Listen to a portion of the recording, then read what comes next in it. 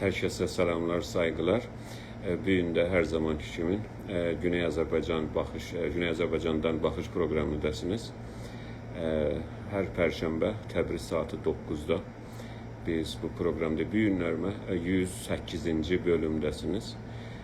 Hər zamanki kimi Güney Azərbaycanla ilgili konuları danışacağıq, onları ələ alacağıq və incələməyə çalışacağıq. Bəzi yoldaşlarımız və qonaqlarımız qatılacaqlar proqrama. Onların da görüşlərindən yararlanacağıq.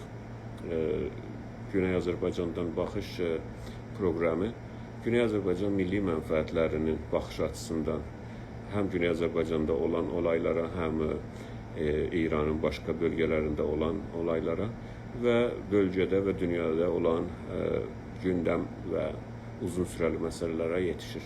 Güney Azərbaycandan baxış proqramı yalnız və yalnız Güney Azərbaycan milli mənfəətlərinin baxış açısından baxmağa çalışır. Sizin əziz yoldaşların danışıq sırasında və sonra da eleştiriniz, görüşünüz və sorunuz olsa danışıqlarınız barəsində lütfən bizə yazarsınız. Və burada da yazıb bizə bildirə bilərsiniz. Bu gün 108-ci bölümdəyik. Bəzi bölümlər siliniblər öncədən. Ona görə elə biz o seyv olub qalan, yığılıb qalan bölümləri sayırıq. Sayın İnsaf Əli və Hidayəti mən otaqda görürəm.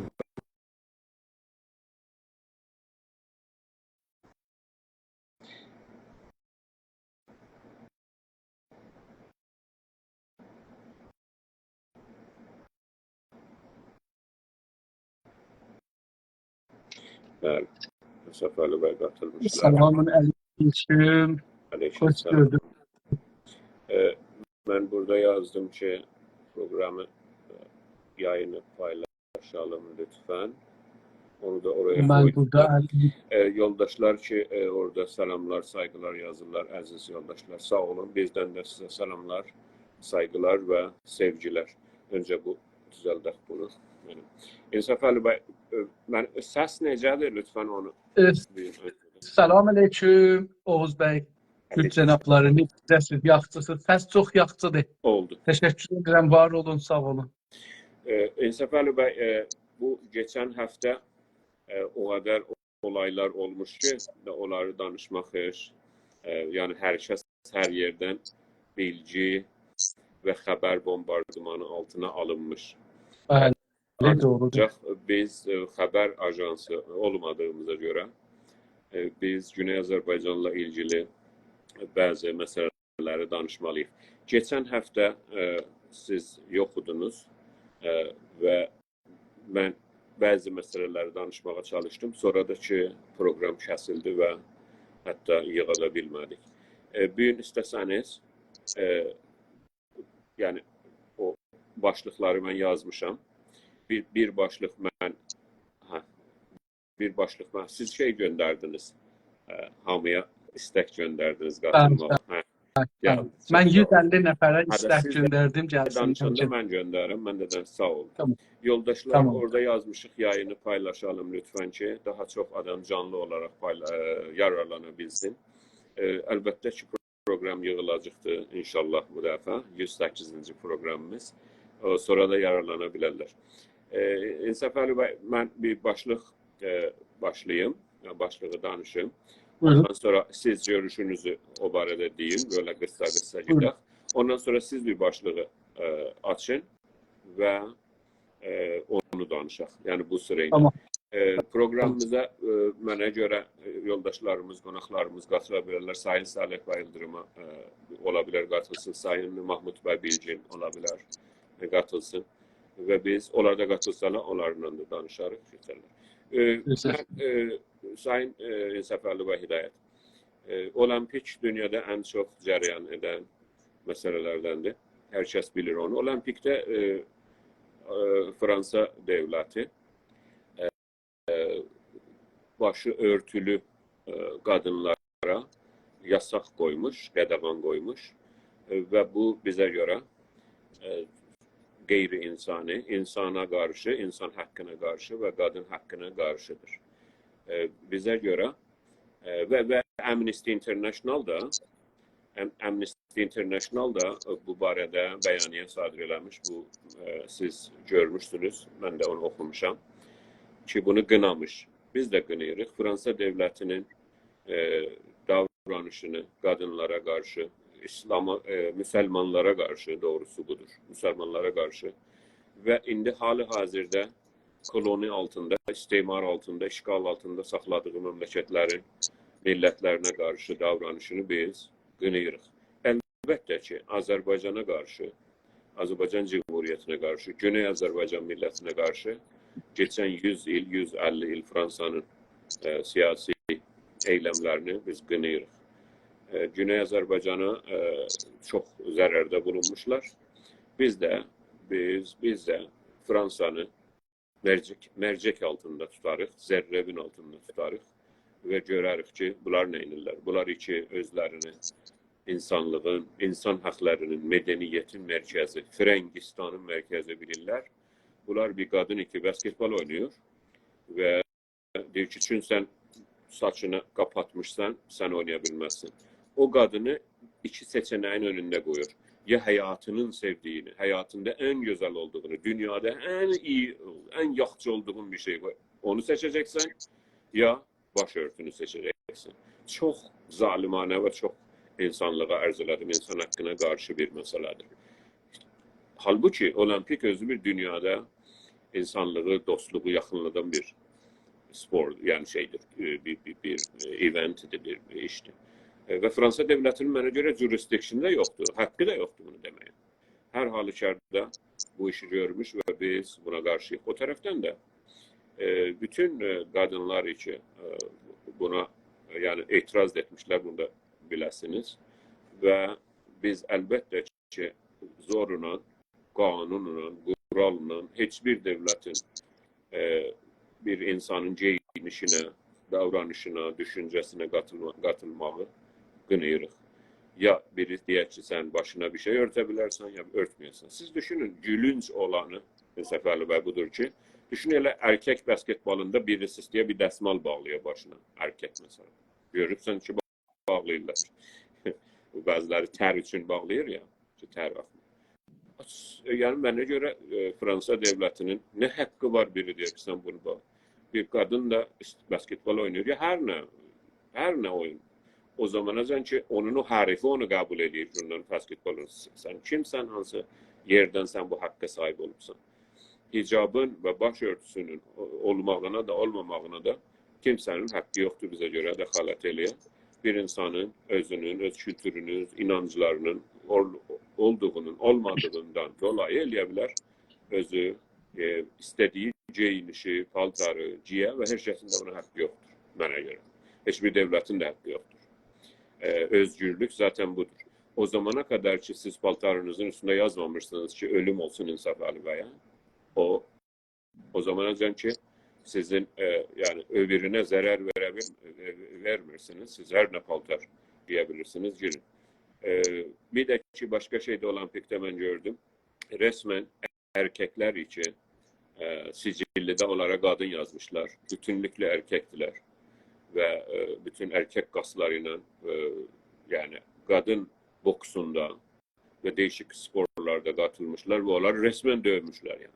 Yani 45 saniyenin içinde bir kızı, bu erkek bir Alcezayir'de bir erkek var adı nedir, Amine'dir, nedir öyle bir şey. Baktım ben 45 saniye bu kızı elə dövdü ki, yani bunu bana göre de bu vəhşiyyət yani bir erkek düşünün, bir kadını orada dövür ve ondan sonra qəhrəman da elan olunur. Ben mecburam güləm ki, dünya böyle bir fəzahətə gəlib yetişmiş ki, bir adam için deyir, mən özümü qadın istəyirəm və ya məsələn əməliyyat eləmişəm bədənimi, mən daha bir qadın kimin deyiləm, amma bunun bütün hormonları, bütün qasları, maicələr, hər şey erkek. Və bu da yani resmen erkekləri göndermişler bu olimpikdə qadınlara qarşı və qadınları ərz elədim, resmen orada əzirlər və adı da spordur. Halbuki mənə görə adı məskərədir. Və yəni siz özünüz bu boks şeyləsəniz, mən birini örnək deyirəm, öbürlərdə üzməkdə də öylədir, bütün şeylərdə. Baxsanız, özgürlük adına cinsiyyəti təyin etmə özgürlüyü adına bu məskərə bazlığı çıxartmışlar. Çünki bu adam özünü qadın hiss ediyormuş. Yani öyleyse hamile olabilir mi? Düşünmürəm. Eğer hamile olabilməsə, öyleyse kadınlarla maç yapabilmez. Bildiniz mi ne diyorum? Yani bu adam bütün her şeyi erkek olabilir, əməliyyat yapmış, kesmiş özünü, onu eləmiş. Ancaq bunu bir qadının qarşısına qoymaq və bu Olimpik komitəsini ərz edirəm. Və öbürü qadını öyle təhqir etmək, onu dövməkdir rəsmən, maç deyil yəni, müsabiqə deyil, çünki təhqarlıqdır. Ciddi ərz edirəm, baxsanız. Onu da sonra da qəhrəman eləmək, ona da medal vermək. Fransanın və Olimpikin məsxərə vəziyyətə düşməyini mən dedim. Siz də görüşünüzü bu barədə deyin. Geçelim Salih Bey Yıldırım'a. Ondan sonra da öbürü başlıq. Sizin sıranızda başlıq. Buyurun İnsaf Ali Bey. Bugün mən müsaade. Salam əziz və hörmətli dostlar. Saygılarımızı, hörmətlərimizi qəbul edin. Oğuz Bey, bir 150 il bundan qabaq, o zaman ki Qacar məmləkətlərindən başladılar ki, Fransada dərs oxumağa. Təəssüflə biz Fransadan gətirdik. Hər nə ki bugün yaşayırıq, 150 il bundan qabaq Fətəli-Şah dövründən indiyəcən biz Fransa düşüncəsinin içəridə yaşayırıq. O təbizləri ki görürük, ayrı seçkiliklər, o qanunlar ki görürük, o ki bir zaman Rıza Şah adında biri çıxır, erkəkləri, baxın, bunu bizə kəşf-i hicab deyə bizim beynimizə soxublar. Beləsi bir şey yoxdur əslində. Əslində Rıza Şah əvvəldə gəlib deyib ki, erkəklərin haqqı yoxdur paltar giysinlər. O paltarı giyəcəklər ki, mən deyirəm. Və cəlibdir, bu bəhsdə çox ciddidir. Erkəklərin paltarlarını çalışıb birləşdirək. Xüsusən Azərbaycanla Farsların, xüsusən Farsların paltarlarını Farslar Avropalaşdırıblar. Türklərin paltarlarını, üzr istəyirəm, Farslara və Avropalılara yaxınlaşdırıblar, yəni kamilən bu cür ediblər. Bu, ərəblərdə siz bunu görmürsünüz. Amma oradan gəlibdir. Ayrı seçkilik oradan gəlibdir. Düşüncələr oradan gəlib. Camiə şünasidir, bunlar hamısı bu siyasətdir, hüquqdur. Əksərən oradan gəldiyi üçün mütəəssifanə İran da oranın kopyasıdır. Elə bir zaman orada da məsələn, din kimidir. Mən əslində bunu cənabınızdan danışanda dedim, mənə gəlir ki, İranda din adı altında arvadların, ya qadınların, ya erkəklərin paltarını çıxartdılar, bir dənə paltarı zor elədilər. Şah zamanı. Sonra da Xumeyni gələndə yenə din adına həman paltarı çıxartdı, ayrı paltarı zor elədi. Yəni insanların qabaqsan tarix boyunda geyim haqqı var idi. Özü nə sevirdi onu giyirdi. Bu günləri bu paltar giyirdi, sabah onu giyirdi. Özə rəhli giyirlər, gərək giymirdilər. İndi bizə keçən 100 ildə 150'de ciddi bir baskı vardı Avropalaşmaq demək adı ilə və biz mütəəssifانه bunu görürük. Fransada eyni bir dindir. Orada əgər siz deyirsiniz ki, mənim ideolojimə görə, mənim baxışıma görə, sənin haqqın yoxdur falan cür geyinəsən, bu bir ideolojidir. Bu bir dindir. Fərq eləməz, adın qoyaq İslam, adın qoyaq Marksizm, adın qoyaq Fransizm. Hər nə adın qoyun. Orada insanların haqqı əllərindən alır. İnsanlar seçim haqqı sahibi olmalıdırlar. Əgər seçim olmasa orada azadlıq yoxdur. Əgər mənim seçimim olmaya ki, mən demokrasini harada hiss eləyəcəm Oğuz bəy? Mən harada yaşayacağım bu demokrasini? O zaman ki, öz geyimimə əlaqə imkanı yoxdur. Mən prezident seçə bilərəm. Təbii ki, o prezidenti o millət seçmir. Fransızlar seçmirlər. Ona ayrı adamlar seçirlər. Qoyurlar partinin başına. Partini də gətirirlər. 5-10 nəfər, bir neçə nəfər, neçə milyon nəfər rəy versin. Millətin rəyi deyil əslində. Çünki o zaman ki, mən geyimimi özüm seçə bilmirəm ki, indi əlan bunu giyəcəm, sabah bunu giyəcəm. Ona nə rəbti var dövlətə, nə rəbti var siyasətə. Məncə o özü bir dindir. Mütəəssifانه bizim topluma da, bizim toplumlara da, şərqi toplumuna da danlayıbdır, şərq toplumunda alıbdır baskısı altına. Biz oranı mərkəz gördüyümüz üçün deyirik ki, orada nə görsələr düzdür. Bir də ki, biz İrandan, Oğuz bəy, biz İranda mollalardan narazıyıq. Dini satan adamlardan narazıyıq. Onun üçün çoxu Fransanı bilirlər, haqq bilirlər. Mən çox adam Kanadada tanırım ki, başörtülü xanımlar görəndə deyir ki, niyə bunlar vətənlərindən gəliblər bura, getsinlər orada. Bunlar ki, istəyirlər başörtülü qalalar, niyə gəliblər bura? Elə bir ki, məsələn, bura gəlmək... Boş məntiqləri, boş sözləri biz təbii ki, qəbul edəmirik. Yəni, onlar əslində, bunlar bir şeydən, sistemdən qaçdıqları üçün, ondan narahat olduqları üçün insanların azadlığı ilə müxalifət edirlər. Biz insanların azadlığının da arkasında durmalıyıq. Düşüncə azadlığı, geyim azadlığı, seçim azadlığı, seçilmə azadlığı, dil azadlığı, təlim, tərbiyə azadlığı, hətta mədrəsə azadlığı. Yəni bizim mədrəsə belə azadlığımız olmalıdır. İndi Kanadada bir də insanlar Oğuz bəy uşaqları mədrəsəyə göndərmirlər. Dil dövlət bireybaş eləyir. Biz qoymuruq uşaqlarımız bireybaş olsun. Mənim uşağım, mən evdə dərs verirəm. Hər kəs də bundan imtahan alır, alsın. Məsələn, bunu yazmağın, inşasın, hər nə mənəsin ki alır, riyazetin, filanın, bəhmanın. Yəni, bu ola bilər, çox da məncə məntiqidir. Hər halda mən də məhkum edirəm Fransa'nın o davranışı. Məncə bir dindir, bir icbardır, bir zorakılıqdır, bir insanların haqqını dağıtmaqdır, viran eləməkdir. Bir dövlət ya bir parti öz düşüncələrin tüm insanlara zor eləməkdir. Bir də insanların düşüncəsi var. Biz sevək sevməyək. İnsanlar düşüncə ilə yaşayırlar Oğuz bəy. Biz o düşüncələri öz düşüncəmizə qurban götürmək haqqımız yoxdur. Nədən mənim düşüncəm düzdür, onunki qələtdir? Çünki bu günləri moddur, məsələn, demokrasi deyə ya Fransa deyə mod olduğu üçün, məsələn, mənim Fransəlilərin dedikləri düzdür. Amma məsələn, müsəlmanlar biraz ekonomi olaraq dalı qalıblar, biraz falan olaraq deyək ki, yanlış yox. Biz görürük, çoxlu millətlərdə, Oğuz bəy, o cümlədən Hindistanda bir dünya məzhəb var, din var ki, erkəklər belə başlarını ötməyə məcburdurlar. Biz bunları hörmət qoymalıyıq, geyimlərə hörmət qoymalıyıq. Əslən dinə görə yox, insan sevir belə cinsməsin, elə cinsin. Yəni bu din deyir, demirim, önəmli deyil. İnsan iradəsi önəmlidir. Sağ olun, buyurun. Çox təşəkkür. Yəni mən istəyirdim ki, mən görüşümü deyəndən sonra siz deyəsiniz, keçək.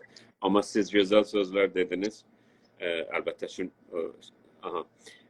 biz Salih bəy gələndə onda keçərik başqa, yəni Salih bəy. Tamam. Bu ki, o çox yanlış məntiqdir ki, bir başını örtən birisi və ya hər dində olursun, Fransada, Norveçdə, Danmarkda olsun, bir ona deyək ki, əgər sevmirsən get. Öyle şeylər yoxdur. Yeryüzündə yaşanacaq yerlərdə, insan yaşadığı yerdə, hər yerdə istəyirsə, öz görüşünü, öz geyinişini, öz kültürünü yaşaya bilər. O zamana qədər ki, öbürsünün Çinə zərər dəyməyən. Və bunu kimsə dayandıra bilməz. O zaman ki, Fransız əskərlər vizasız, izinsiz bu Afrika və Asya ölkələrinə girirdilər. Onların ırzlarına geçirdilər, namuslarını, uşaqlarını oğurluyurdular, topraqlarını, hər şeyini oğurluyurdular. Yüzlər il hala da devam edir Fransa devləti bu işə. O zaman elə o hamı Əlcəzairi tanıyır. Amma məsələ fəqət Əlcəzair deyil. Məsələ Afrikada çoxlu ölkələr, belə bu Suriye'də daxilin Səfəli bəy. Siz başqa iş görürsünüz, ha? Yox. Deyirəm, elə bu işgal olunmuş məmləkətlər, elə bunu deyirdilər də, çıxın gedin öz məmləkətinizə. Elə bu işgal olunmuş məmləkətlər Asiyada, Güneydoğu Asiyada, Afrikada, Suriye'də, Lübnan'da elə bunu deyirdilər də, geçən 200-300 ildir. Cənab-ı Fransa, buyur ki, sən sevmirsən bizi və burada nə iş görürsən? Gəmilərinlə, əskərlərinlə, ölüm iskvatlarla. Ki, indi onlar oraya dağıtmışlar kültürünü, mədəniyyətini, ekonomisini, toprağını, suyunu. Bunlardan bəzisi qurtulur, qaçır, gedir, başqa yerdə yaşayır. Məsələn, Fransada. Deyir, sən burada böyle yaşanmasan, böyle yaşamak istəsən, ged oraya. Elə biz də bunu deyirdik daha 200 ildir. Deyirik ki, sən elə ged öz yerivə. Sən getməmsin öz yerivə. Sən getməmsin. Hala da. Neçə məmləkəti işgal altındadır hala Fransa? Siz bunu geçən yol 20. Elə bir 36'dır. Ben 26 dediniz ya 36. Onu hər kəs istəsə bir saniyədə çıxara bilər. Biz də onu deyirik da. Biz də deyirik ki, Güney Azərbaycana bu dəxalət eləməsinlər. Biz Güney Azərbaycandan baxırıq da məsələyə. Bu Farslar lazım deyil ki, bizim düşmanımız olsunlar. Farslar yaşaya bilər Azərbaycanda. Hər zaman. Yani Farslar zaten yaşayır orada. Ancaq Azərbaycanı idarə eləyə bilməzdir. Çünki Azərbaycanı Azərbaycanlı idarə eləməlidir. Fransa oraya dəxalət etməməlidir. Rusiya oraya dəxalət etməməlidir. Biz özümüz öz başımızı idarə eləyə bilərik. Elə Əlcəzair də bunu deyirdi Fransaya. Elə Suriyə də bunu deyirdi. Amma gəldilər Osmanlını çökütdülər, dağıtdılar hər şey. İndi bir Suriye'den durub 4 nəfər geçsə Fransaya, orada parkıda oturup orada milletin parkıdır. Parkın bir parçası da bunundur. Orada yaşayırdı, değil mi? Orada durup mesela biri namaz kılanda, onun öz parkında, orada öz parkında, mahallesinin parkıdır, çəmənidir. Orada namaz kılanda veya başörtülü bir yere gidende, diyeceğim bunlar Avrupa'nın medeniyetini dağıttılar. Çok güzel, düz değilsiniz, dağıttılar. Siz ne inadınız? Siz bunların medeniyet dağıdan sizsiniz. Toprakları, insanları, bütün medeniyeti bunlar dağıttılar. Gözümüzün önünde sizin yaşam sürecinizde Vietnam, Irak'ın medeniyetini, insan medeniyeti, proto-Türk medeniyeti, insan medeniyeti Irak'ın kuzeyinden ve ortalarından başlıyor. Yani Sümer medeniyeti ile tanınır. Kenger uygarlığı. Bunlar gettiler oraya, söktüler, dağıttılar. 200 yıl sonra bunların müzelerinde göreceksiniz Irak medeniyetini. Hala ki var yani. 20 tonluk daşlar var. 20 tonluk qoç başı var aslında. Necə bunları daşıyıblar? Hala buraya getməyək. Keçək öbürü. Çok sağ olun, teşekkür. Biz bu mesele Fransa'nın insan haklarını pozmasına ki Amnesty International'da onun Farsçası nerede siz deyin. Bunu, nedir onun adı? Hüquq-i Bəşər. Yok. Herhalde olsun. Amnesty International da bunu neylemiş? Gınamış. Ağırda Fransa'nın. Buyurun. Öbürü siz buyurun, hansı başlığa geçelim? Böyle sırayla. Valla ben düzün hafta zihnimde istat yoktu. Siz oldu. Buyurun. Ben bu haftanın işler yadımdadır. Siz buyurun, devam edin. Ben beterden hazırlıklıyım. Çünkü çok güzel. Sayın Salih Bey Yıldırım. Sayın Salih gördüm, təşrif gətiriblər. Çok güzel. Ben görmürdüm. Sayın Salih Bey Yıldırım, Güney Azərbaycan İstiqlal Partiyasının sözcüsü ve rəhbəri buradadılar. İnsaf Bey icazə verseniz, yani Salih Bey danışsın, ondan sonra genelde başlıklarımıza geçelim. Buyurun, Salih Bey necəsiniz? Selamlar, saygılar. Salam, saygılar hem size hem Sayın İnsaf Ali Bey ve hem bütün dinleyicilere ve bizi sonra dinleyen herkese. Ben çok üzülürsen katıldım ama hemen ayrılmak mecburiyetinde oldum. Şimdi de dükkan üstünde. Rahat olun. Her zaman isteseniz. Buyurun Salih Bey, buyurun. Siz, benim burada bir 50 tane İnsaf Ali Bey yazmış ya, 500 tane sual yazmış, ondan bundan soruşur. 500 tane de sual mı olar? Yok, o İnsaf Ali Bey'e ait. O 500 tane İnsaf Ali Bey. Ama eşittim, siz 500 suala cevap verirsiniz. Bəli, veriblər. Hem Salih Bey veribdi, hem de Eldar Bey cevapları. 500 tane sual mı olar ya? Herhalde Salih Bey. 500 değil, çoktu. Oğuz Bey, ben 500 deyirdim, aşağı deyirdim ki korkmasınlar. 758. sual. Yok ya. İşte o dünyada adamdan bu kadar sual elemezler. Şimdi biz de sualdan korkan değiliz. Olsun, ne sual varsa 500 değil 5000 olsun, gene de cevaplayalım. Sağ olun. Sağ olun Salih Bey. Teşekkür ederim Salih Bey. Var olasınız, sağ olasınız. Sizi sevdiğimiz saygılarınızı, hürmetlerinizi kabul edin yine hazır. Çok sağ olun. Sağ olun Salih Bey. Sizi sevdiğimizden bu cür danışırıq sizinle. Salih Bey, ben burada 50 tane sualım var. Ancak ben sizden isterim. Siz diyesiniz ki siz bu gündemde olan veya geçen hafta veya siz ne barədə istersiniz bizi aydınlatasınız. Buyurun. Çok sağ olun. Ben tekrar salamlayıram herkesi. Söhbətinizi eşittim. Birincisi bu Fransa'nın Azərbaycan meselesine, Azərbaycan əleyhinə, ziddinə olan fəaliyyətləri demək, bilirsiniz ki, bu olimpikdə də Azərbaycanı çox mənfi formada mərifçilik elədilər və Azərbaycan da çox sürətlə ona cavab verdi. Azərbaycanı küçümsəmək, Qafqazlarda bir ölkə kimi güya ki, məsələn, Fransanın da Avropada ya məsələn Afrikada bir ölkə kimi bizdə deyə, yəni beləncə bir yanaşımda. Maalesef Fransa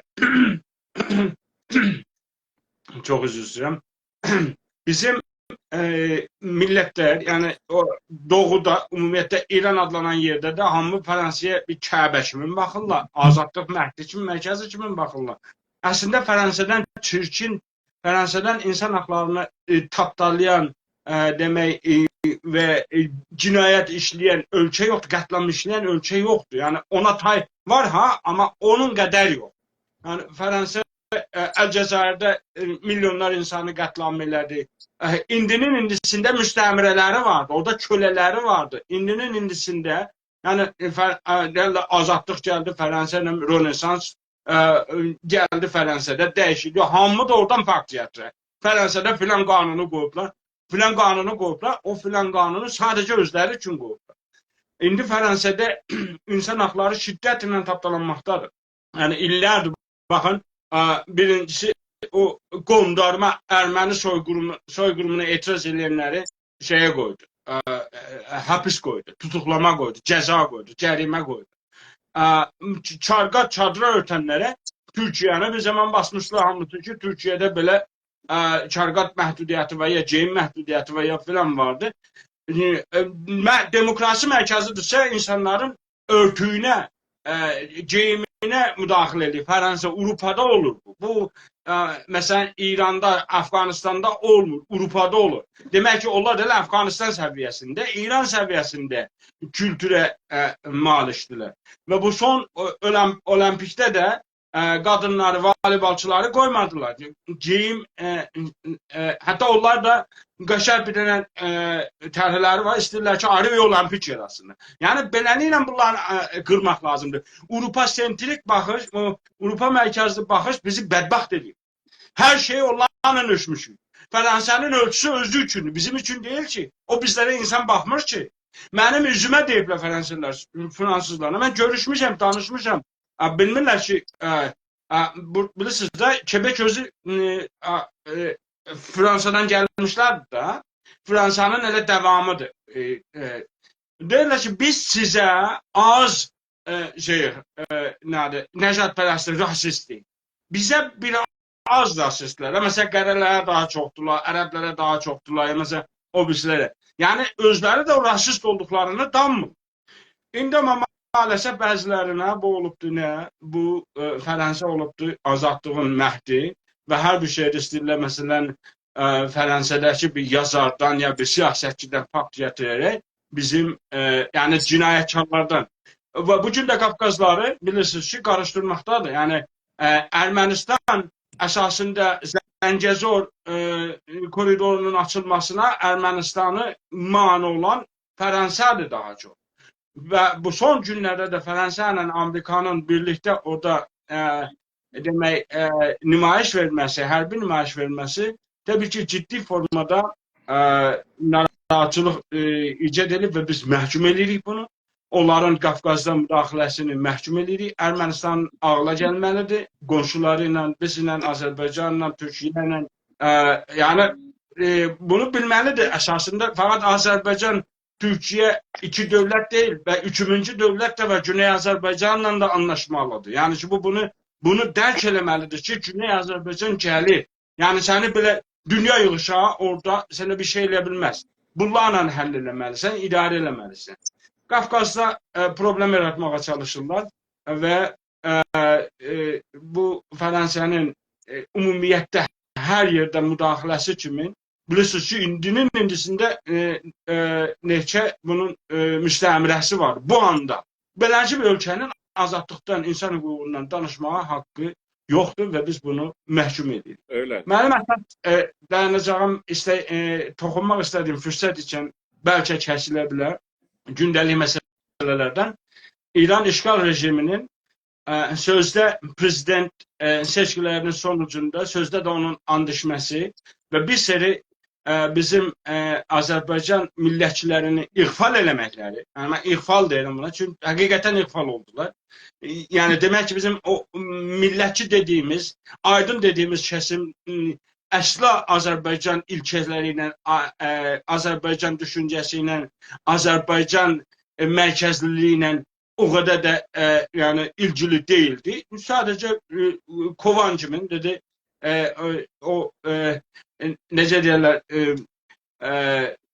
bizə belə özlərini göstərirdilər ki, millətçidirlər və hamısı düşdülər İrana rəy toplamağa və sonrası da hələ umutlanırdılar ki, həm Pezeşyan bunu qoyacaq, onu seçəcək, həm ana dili qoyulacaq, filan olacaq. Gözü birinci müavinləri də indi etiraz edirlər, həmən ona rəy verənlər ki, bəs laf belə faşistləri qoydu, resistləri, İran millətçilərini qoydu. Əlbəttə ki, belə olacaqdır. Yəni, İran işğal rejiminin hər bir ünsürü olursa, İrana qulluq eləməkdədir və dün İsrail günü and içməsində də gördünüz, yəni, və ondan qabaqçı danışıqlarında da, hamısında da və demək, İran işğal rejiminin yayımcılıq siyasətini sürdürməyə andırlı olduğunu və orada da İsrail Amerikaya dedi, şuar məcbər Amerika, məcbər İsrail dedilər. Ölüm olsun Amerika, ölüm olsun İsrail'e ve İsrail de geldi ağzının payını verdi. Yani vurdu, düz Tehranda vurdu onları. Darmadağın elədi. Yani ki, Haniyani, İsmail Haniyani demək şeydə nədir, Qəzzədə, Filistində, başqa yerlərdə bulamırdı. Geldi düz Tehranda vurdu və demək ki, İrana göstərdi ki, istədiyi işi görə bilər, istədiyi əməliyyatı eləyə bilər. İran demək o dərəcədə o zəifdir ki, İsrail bugün Tehranda istədiyini gedir, özdə nə vurubdu? Dronla vurubdu. Nə vurubdu? Deyir ki, göydən füzə gəlib. İsraildən gəlmir ki, o füzə. İsraildən də gəlsən maraqlıdır. Təbii ki, o İsraildə deyil, Tehranda atılıb. Yəni ki, bu İranın nə dərəcədə zəif olduğunu, o iddialarının tərsinə, İranın sonunun gəldiyi olduğunu göstərməkdədir və İsrail əgər İranın demək, o birisi demək, məmurlarını ya digər yüksək rütbəli nümayəndələrini vurmursa, bunun da bəlli bir səbəbləri var. O pərdə arxasında nələr geçir, yəni vura bilər. Bu göstərdi ki, əgər Haniyani bir gün demək, Tehrana səfərində, yəni 2 günün içində onun yerini tapıb və vurur, yəni bu hazırlığı varsa, bu qabiliyyəti varsa, demək ki, Xameneyini də vura bilər və istədiyini də vura bilər. Niyə vurmur? Burası indi bəlli deyil. Və ikinci bir məsələ də ki, ola bilər mənə görə, yəni İran bəlkə də, yəni bu da ehtimallardan biridir. Bəlkə də İran Haniyani qurban verdi və istəyir öz dövlətini qorusun, saxlasın. Yəni ki, İsrailin, Amerikanın, özəlliklə də Trump gəldikdə demək, vəziyyəti bunu çevrilişə qarxa bilərlər deyə bəlkə indidən o zəminəni hazırlayır ki, nənəsinin dövlətini saxlaq da olsa qorusun. Necə ki, indi bəzilər deyək ki, məsələn, niyə Haniyani versin? Öz rəis cumhurunu, özünün seçdiyi, intisab elədiyi rəis cumhuru öldürən Haniyə gəlib, məsələn, Haniyə üçün eləməzmi bunu? Eləyər. Qasım Süleymanını verən Haniyəni də verir.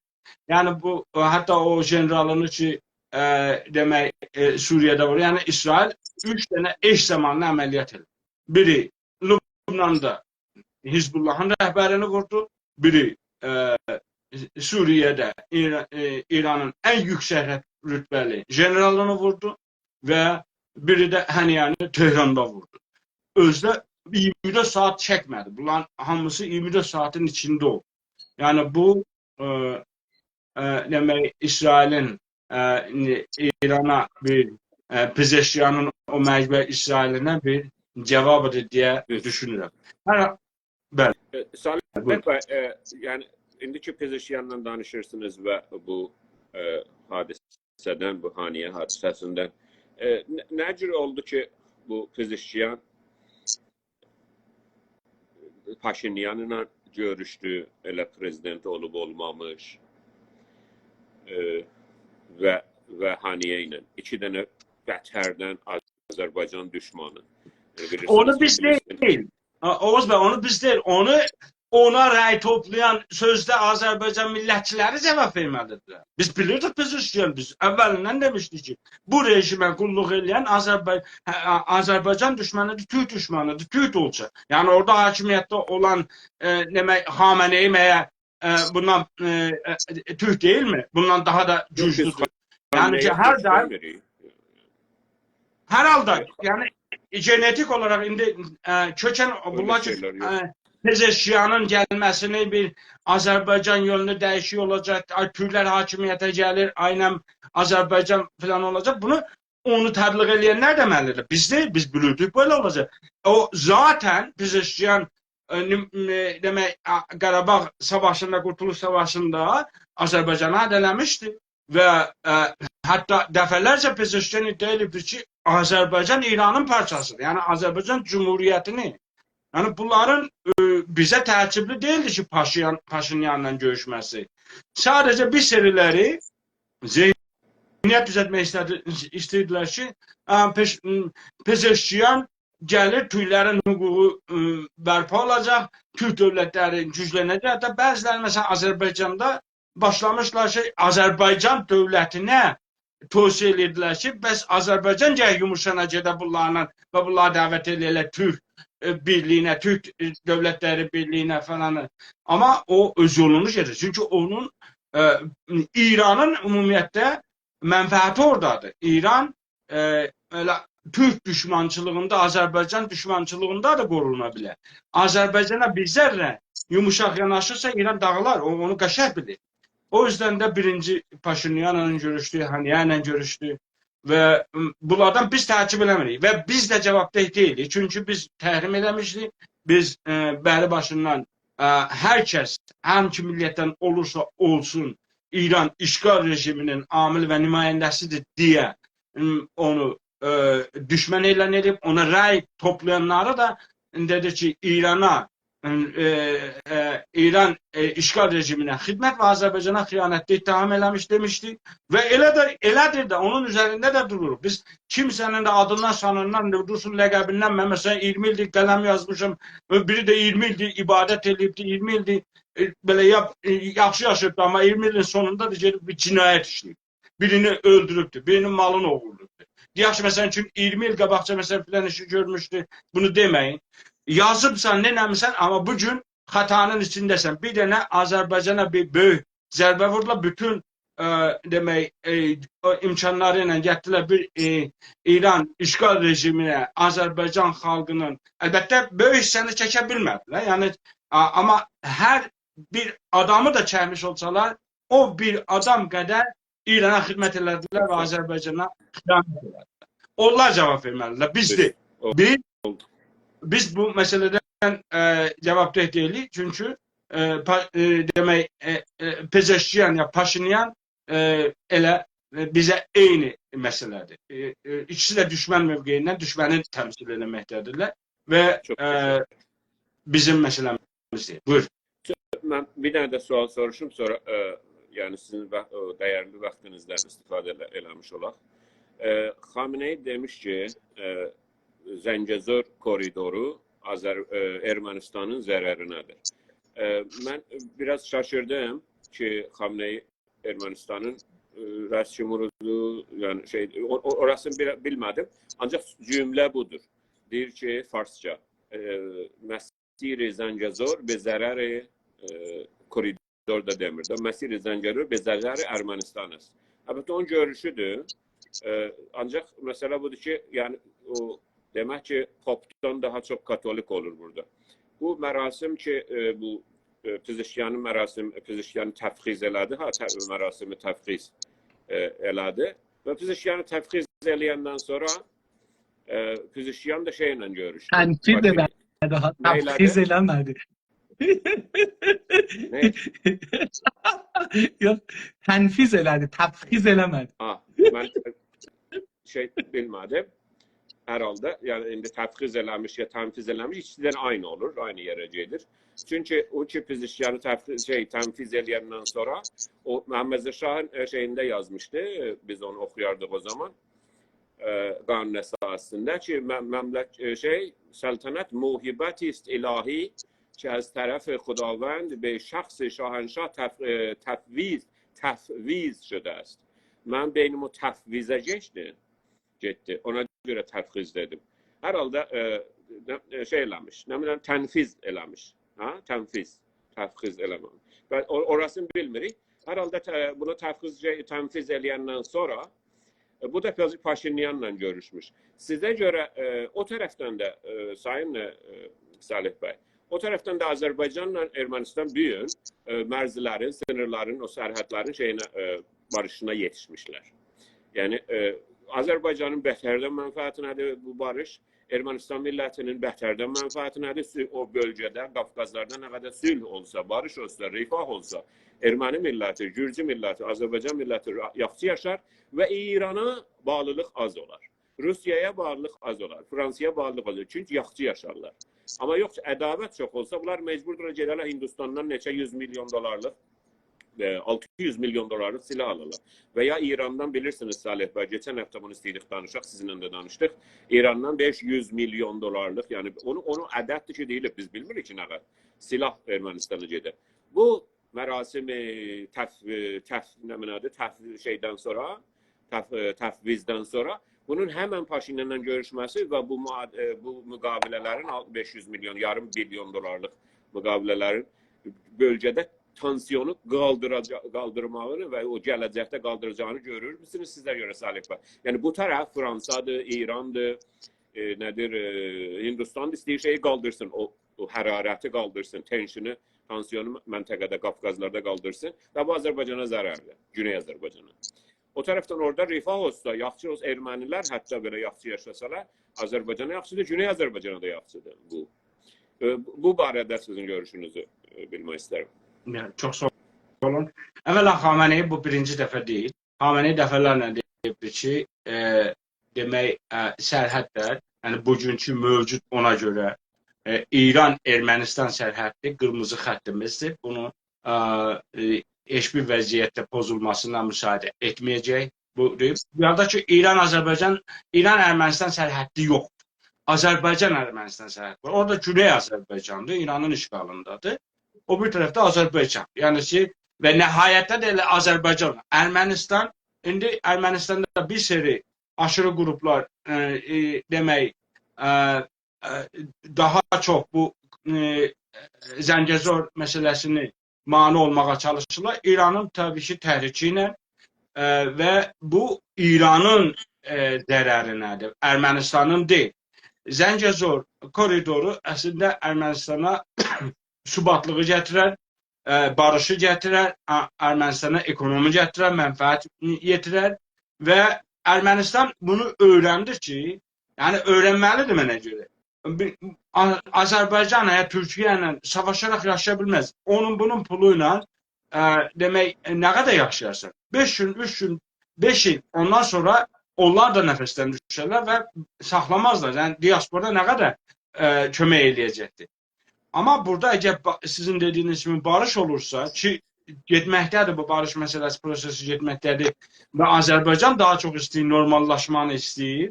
O normallaşma elə ermənilərin də o qədər mənfəətinədir ki, Azərbaycanın da mənfəəti, Gürcüstanın da mənfəətinədir. Yəni orada o barış və subat nə qədər çox olursa ekonomi o qədər ilerleyecek ve bundan mütləq Ermeniler de faydasını aparacaq. Geçen 30 ildə eğer bu demək İranın ve Rusiyanın oyununa gəlib də Azərbaycan torpaqlarını işgal eləməsəydi, indi Ermənistan da Azərbaycan kimi ilerləmişdi. Ermənistanın da ekonomisi yaxşılaşmışdı. İndi hesab edin ki, bir belə ildə Ermənistanın nüfuzu çoxalmaqdansa düzdə eşikdən gətirirlər. Lübnandan, Suriye'den, oradan buradan gətirirlər. Amma öz əhalisi köçüb gedib deyə və köçməkdədir. Buna sən Ermənistan özü bunu bir problem kimi görür ki, bunu necə əngəlləsin. Bunu da sadəcə iqtisadi rifah demək mani ola bilər. İqtisadi rifahda barışda olar, savaş zamanında iqtisad olmaz ki, bak bugün görürsünüz ki, həniyəni vurdular, obisini vurdular, bazara baxsaz, bazar düşüb aşağıya. Yəni, savaş dünyanın fərq eləməz, hangi bir nöqtəsində olursa, iqtisada etişim bıraxır. Görürsünüz, məsələn, Rusiya bir həmlə elədi, ekonomi biraz düşdü aşağıya. Bəhrələr dəydi bir-birinə, banklar, pulların dəyəri düşdü, şirkətlər etibarını itirdi. Ya bir dənə bizə də məsələn bir dənə müsbət qərardat bağlayanda iqtisad parlayır. Ona görə orada da əgər 30 ildən dərs almışsa, ermənilər bunu dərk eləməlidirlər ki, Azərbaycanla və Türkiyə ilə və də Gürcüstanla, bunlar elə Gürcüstana da iddiaları var. Yəni siz hamı ilə savaşa qala bilməzsiniz ki, bu keçici olaraq bəlli bir zamanda, görürsünüz, İran məsələn, Əraqla 8 ildən sonra cami zəhri içdi. Çünki görüşdə ondan sonra o eləyə bilməz. Ona ehtiyacı var idi ki, nəsin? Müxaliflərini vursun, dövlətini bəlkitsin, əmniyyəti sıxışdırsın, xalqı alışdırsın kopuna. Desin ki, belədir də savaşdayıq. Səslər kəsəndən sonra savaşı durdudur. Çünki devam eləsə, dövlət devam eləyə bilməz. Ermənistan da bunun farkındadır və çalışır. Paşinyan əsasında sülhüdən yanadır. Amma bunu İran, Fransa və o aşırı qüvvələr, diaspora bunu mane törətməyə çalışırlar. Məncə Zəngəzur koridoru Paşinyanın ya Ermənistanın qırmızı xətti deyil, Ermənistanın zərərinə deyil, İranın zərərinə olduğuna görə, İranın mənfəətlərini təhdid elədiyinə görə İran bunu istəmir qoysun. Yəni o İranın qırmızı xəttidir, Ermənistanın deyil. Ermənistan hər an bunu razılaşa bilər və mənə görə də nəhayətdə razılaşacaqdır. Bəlkə bu hərəkətlərdən istəyir, bu manevrlardan istəyir ki, biraz çox ola bilsin ki, məsələn, anlaşmada biraz çox pay aparsın.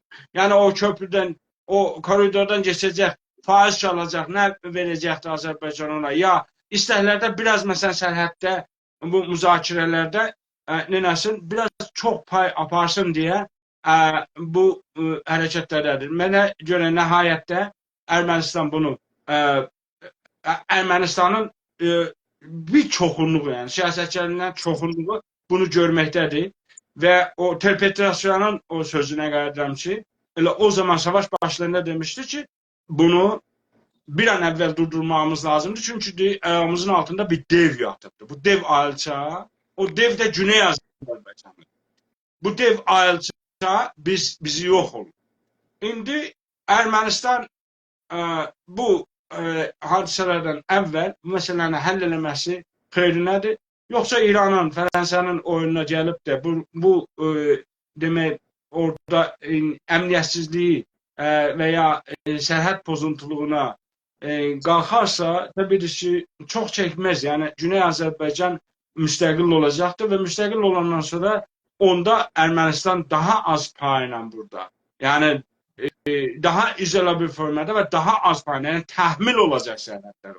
Onda biz sərhədləri ona təhmil edəcək. Amma bugün şansı vardı ki, Azərbaycanla razılaşıb, anlaşıb və bu işi görsün. Çox sağ olun. Səfəli bəy. Sağ olun, təşəkkür edirəm.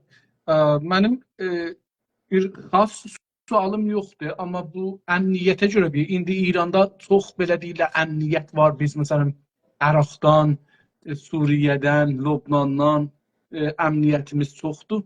Amma bunu görürük ki, indi hər zaman istəyirlər İranda bir yeri partladırlar, birini öldürürlər. O birisi tərəfdən ekonomi, elə siz indi çox işarə edədiniz, mən də burada baxırdım, bilmirəm gördünüzə yox, baxırdım, dolar, məsələn, Kanada doları dünəndən bu üzə 800 tümən gedibdi, ucuzlaşıbdı. Yəni, bu fəqət həniyyənin ölmək xəbəri bu qədər təsir qoyubdur. Sizcə, o yerdə ki, iqtisada güvən yoxdur. O yerdə ki, insanlar bir-birlərinə güvənləri yoxdur. O yerdə ki, çek verir, pulun vermir. O yerdə ki, insanlar evlənməyə bir-birlərinə güvənmirlər. O yerdə ki, xiyabana çıxıb gedmağında güvənə bilmir, parkına gedə bilmir. Yəni, heç burada əmniyyətdən danışmaq olarmı? Yəni, bu məmləkətdə əmniyyət deyə bir şey varmı? İçəridə müxalifləri əzmək üçün o qədər güclüdür. Yəni, İran gücü fəqət müxaliflərini əzməyə yetişir. Əks halında əmniyyət danışmaq yəni, boş bir şeydir. Çünki görürük ki, dedik, gəlir nədir, nüvə mərkəzlərini bir-bir işlər gəlir, vurur, dağıdır. Oradan gəlir, sənədləri götürür, aparır, əməliyyat eləyir, aparır, gəlir. Maşından yeni xiyabanda adamı vurur. Xiyabanda vurur, əlin qolunu sallaya-sallaya gedir və bu gün də gəlir, məsələn, dedi, fili axtardığı birisini. Yani Həniyəni aylardır istəyir vursun da İsrail. Qəzzədə hər yeri vurur, deyir ki, bunlar məsələn Hamasın rəhbərlərini hədəf alırıq, təqib edirik, filan edir. Bunu gəlir demək Tehranda vurur. Demək ən əmniyyətsiz bölgə, ən əmniyyətsiz ölkə bölgədə İrandır. Yəni orada istədiyini İsrail eləyə bilir və başqa dövlətlər də eləyə bilər. Və biz demək İranın bu iddialarını sadəcə içəridə, yəni zülmə məruz qalmış, bütün haqlarından məhrum olmuş insanlara kullanmasında, yəni Süpahın, Bəsicin, İttilatın gücü ona yetişirsiz geçsin. Yəni indiyə kimin gətirib danışdıqlarına siz görürsünüz, o adamlar ki, ittiham ediblər, İsrailə görə öldürüblər, onları da belə yalandan ediblər. Yəni o qədər hətta bilgiləri yoxdur ki, bir dənə iz tapa bilsinlər. Bugün məsələn, hesab edin, bir dənə əməliyyat olanda, əgər İsrail bunu gedib Həniyənin harada oturduğunu tapa bilirsə, demək ki, bunun əmniyyətin, ittilatı gücü var, daha tapır. Amma gəlib həmən İsrailin Tehranda əməliyyatının sonra ittilatın tutduğu adamlar biz baxırıq, görürük ki, gətirib adamlar itiraf elətdirib, televizyonda falan da danışırıb. Sonra görürük ki, heç birinin əsən bundan dəxli yox idi. Heç birinin. Yəni bir dənə belə ipi aparmağa, yəni ittilatı gücü də yox. Bilgi gücü də yoxdur. Nizami gücü də yoxdur. Hərbi gücü də yoxdur, əmniyyəti gücü də yoxdur.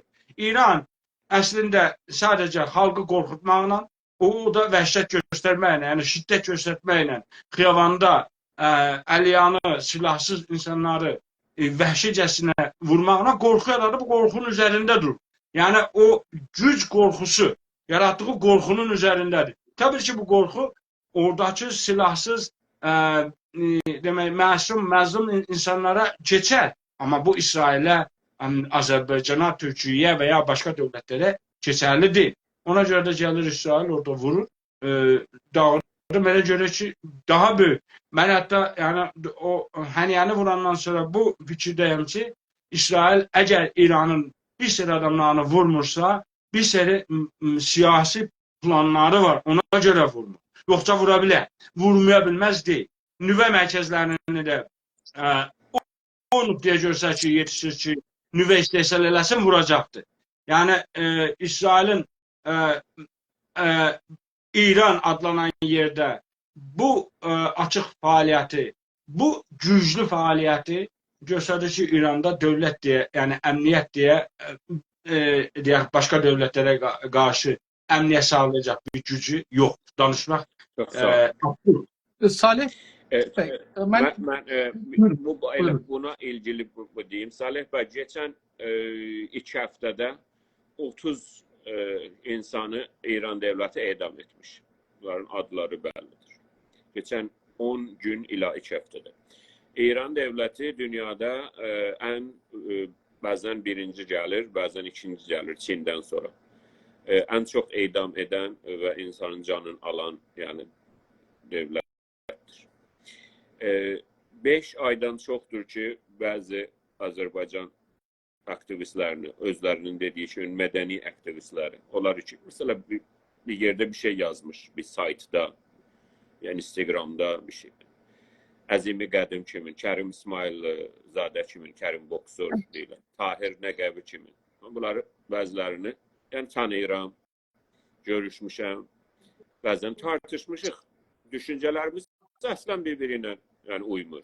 Aynı şey istəyirik, amma səliqələrimiz fərqlidir. Ancaq o bizim bədənimizdən bir parçadır, canımızdan bir parçadırlar bunlar. Yəni, düşünün ki, herhalde Mürtaza Pərvin, Vedud Əsədi, Salar, Tahir Əfşər və mən bunlardan onlar böyle adlar. Bəzilərinin 40 gündən çoxdur ki, aclıq qrevindədir. Bəzilərinin 160 gün geçmiş, demirlər ki, haradadılar.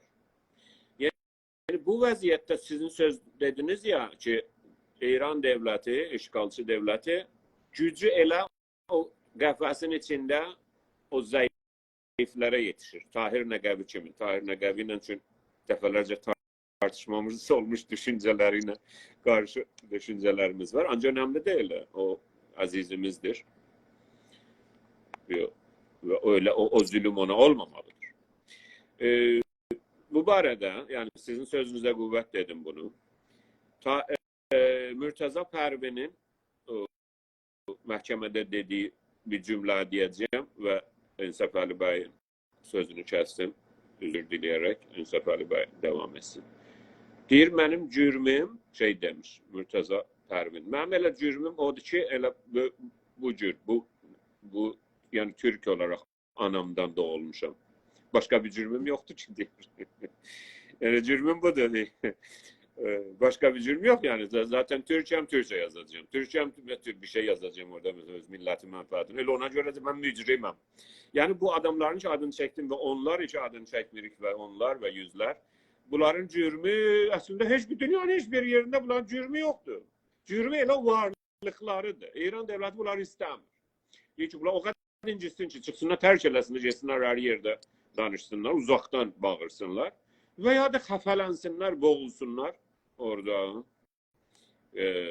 səsini kəssinlər. Dışarı da geçsə, onlara da xarici nişin deyirlər ki, xarici nişinlər də orandakı haqqı yoxdur da şey eləsin. Daxil nişinindəki əzərəm, boğaram, vəsiq altına tutaram, ailəvi, sosial statüsü dağıdaram, xarici nişində kəsin haqqı yoxdur, daxilin işinə qarışsın. Böyle müzəxrəfat və xüzəbəlat ki İran devletinin söylemidir. Harici nişin, daxil nişin, ne bileyim miyanero, ne bileyim faali medeni, yok da hiçbiri yoktur. Bir Azerbaycan milli menfaatleri var ve onu savunanlar var ve savunmayanlar var. Azerbaycan milli menfaatini savunanların böyle enli teyfi var. Birisi deyir fəqət dilini, birisi deyir fəqət bunu. O gəlib o böyük bədənəsi də istiqlalçıdır. Azərbaycan Milli Hərəkatının bədənəsi sonunda istəyir özünü idarə eləsin.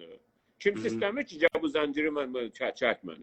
Böyük bədənəsi istiqlalçıdır. Hər halükarda biz bütün Güney Azərbaycan Milli Hərəkatına bir bədən kimi baxırıq.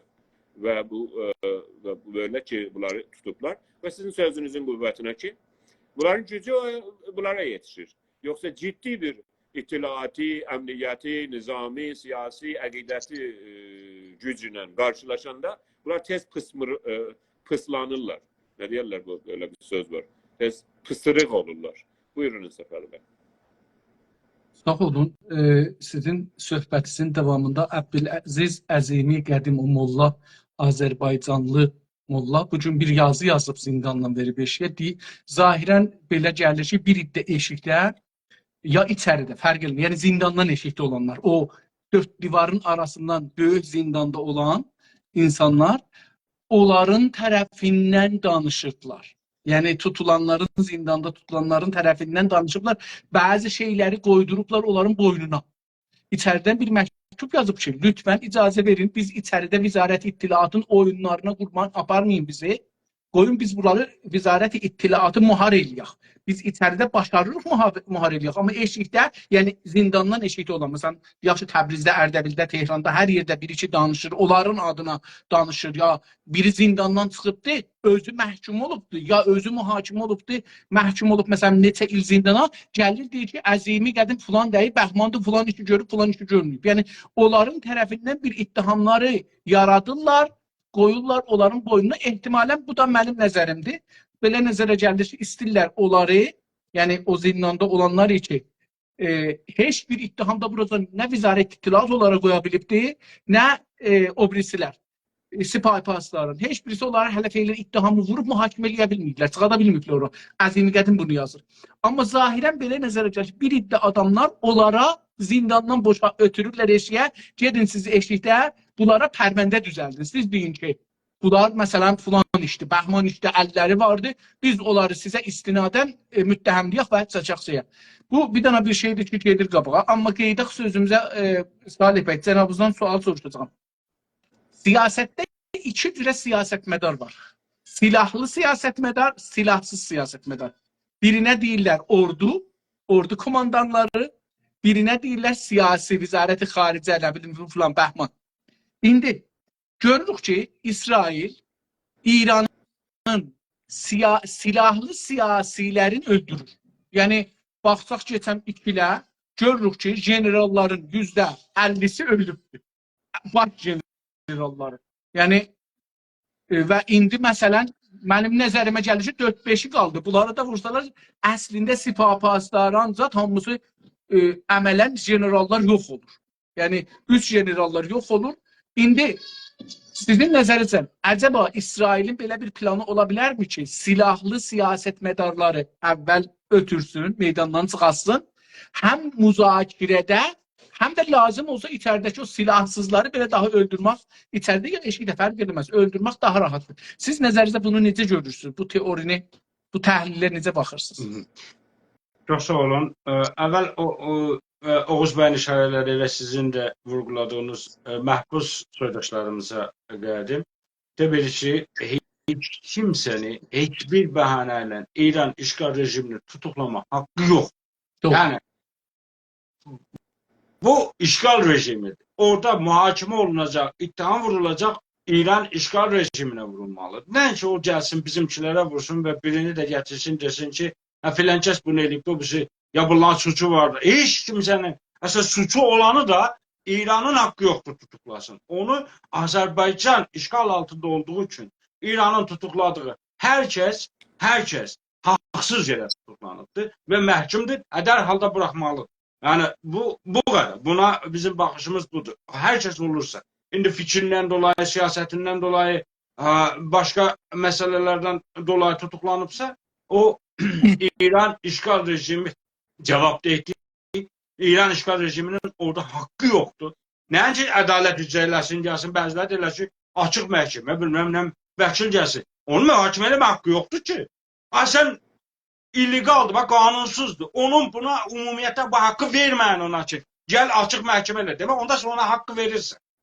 Ona madam ki, deyirsən ki, gəl məndən qoymadım vəkil tutun və ya məsələn mürəxəsi vericinin, demək, ona o səlahiyyəti verirsən. Ona ki, onun haqqı yoxdur. İran işğal rejiminin bizim heç bir Azərbaycanlı tutuklama haqqı yoxdur. Bu başdan bunu məhkum edir. İkinci tərəfdən İttihatın oyunları bilirsiniz, neçə tərəflidir. Rejim, dövlət ümumiyyətlə bir tür yanaşmaz ki, məsələlərə görə, hələ ki siyasi məsələyə və Azərbaycan kimi məsələlərə, bunlara yüzlər onun oyunu var. Gələr özünün adam yerləşdirər hərəkətə, Azərbaycan hərəkatında olan millətçilərin yanına adam yerləşdirər, illərcə gələr elə onun məsələn müavinə də çevirirlər, sağ əlinə də çevirirlər, səhər-səhər gələr onunla tutar, aparar zindana da, səhər-səhər onu ötürər zindandan gəlsin, onun əleyhinə danışsın, o pərvəndəni düzəlsin, onu asar, sonra gələr o birisini də asar. Yəni o göndərdiği, qoyduğu məmuru da asar, ha? O da elə bu işə girən gedir ölümə. Bilmir ki, onu da asacaq sonra. Çünki o da demək, bu prosesin içində təhdide çevrilə bilər. Ona görə İran işğal rejimi və hər rejim, işğalçı, minlər planla məsələyə yanaşar. Və burada da indi Əzimi Qədəm ya o birisi bir serilərini, hətta Azərbaycan bu seçki oyunları ilə, pezeşkiyanı gətirməklə Azərbaycan milli hərəkatında iç savaşı saldı İran işğal rejimi. Yəni parçaladı, içəri eşik deyə bir başladı. Pezeşkiyan seçimçilər, boykotçular deyə bir ayrı oyun başladı. Və indi demək zindanda bir halda ki bizim zindanlar unutuldu. Oradaşlar orada qan qusur, Kərim bokser, pəhləvan da gönlə düşürdü. Beçara, yəni ayaqlarına zənci vurublar ki, kərgədən qıra bilməz o zənci. Ondan əlavə qollarına da zənci vurublar. Bir Maristanda, xəstəxanada, məsələn, qan testi alırlar. Bu adam cinayətmiş, bu həmişə özü qanundan xaricdə bir söz deməyibdir. Elə həmən məhsullara müraciət edibdir. Məhsullu-i möhtərəm deyibdir. Bu da onun xətasıdır ki, elə məhsullu-i möhtərəm demirsən, həmən o möhtərəm məhsullar sənə indi zəncir vurur. Yəni ki, onların fikir ayrılığımız bir tərəfə, heç kimsənin İran işğal rejiminin tutuklama haqqı yoxdur. Bu, buradan o məsələ haqqında fikrimi bildirmiş olum. Sənin Səfər bəy, sizin sualınıza yəni İsrailin o hardline, yəni silahlı siyasətçiləri ya silahlı qüvvələri yox eləməsi təbii ki, siyasi arenada da İranı ciddi formada sıxışdırıbdır. İsrail qoymur ki, İran nəfəs çəksin dünyada. geldiler Şurayı Əmniyyəti qurdular. Orada mesela İran nəsə eləyəcəkdi, tələb eləyəcəkdi. Neçə ölkə töküldülər da.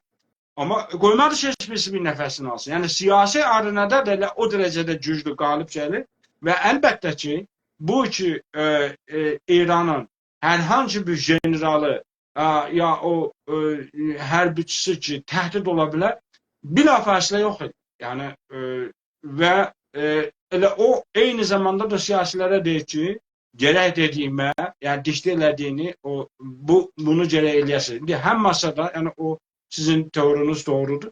Hem masada kazanar ve hem sonra görüşü masada da olmur. Onları da bir hareketinden onları da elbette İsrail istemiyor İran'da ciddi bir değişiklik eləsin. Bunu diyeyim size. İsrail ciddi bir değişiklik istemiyor. İsrail İran devletinin İsrail'e zarar vermesin, tehdit eləməsin, qalmasını istəyir ve İran İsrail'e böyük de hizmet ediyor. Yani İsrail'in bir böyle ilde bu dünyada demek hak kazanması, dünyanın himayetini arkasına çekmesinde ve bütün bu ameliyatlarınla demek suçsuz görünmesinde İran'ın rolü olur. İran bunu yaratıptı. İran yaratıptı, gözsüzü atıp bir yere bir tane bomba atıptı. Sonra İsrail gelipti, vuruptu. Yüzler neferi dağıtıptı, derbedağınıp. Hiç ses diye bir hakkı da var. İsrail'in bence İsrail İran devletini parçalanmasını veya dağılmasını, hatta dikkat ederseniz nümayendelerden bir serisi Azerbaycan 32 tane nümayende Azerbaycan Güney Azerbaycan meselesini gündeme getirdiler. Devlet hemen müdahale elədi. İsrail devleti emniyeti müdahale elədi ve onların imzalarını bir geri aldı. Çünkü o İran'ı yıkmak, dağıtmak, məhv filanca niyetinde değil. İstese eləyə, niyetinde değil. İstese menfaatine değil. O da için kal orada İsrail'e de Amerika'ya da İran lazımdır. İran'ın bugünkü forması Amerika'ya bir tane o süt veren inəkdir da. Milking cow derler. İran'a Amerika silahlı ki satır Arap ülkelerine, Golf ülkelerine, dünyaya, İsrail'e de verir. Ama İsrail'e verdiğinin 100 katını bu Müslüman ülkelerden alır.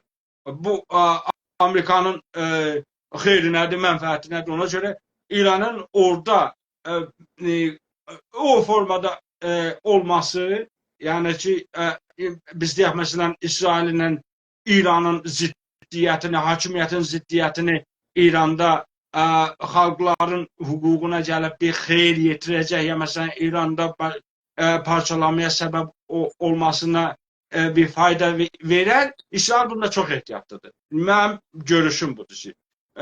O İran merkez devletini koruyup saklamak bir formada, çünkü mesela İran-Irak savaşında da bunlar mecbur İsrail değildiler ama İsrail'den silah alırdılar. Amerika'nın silahını İsrail satırdı İran.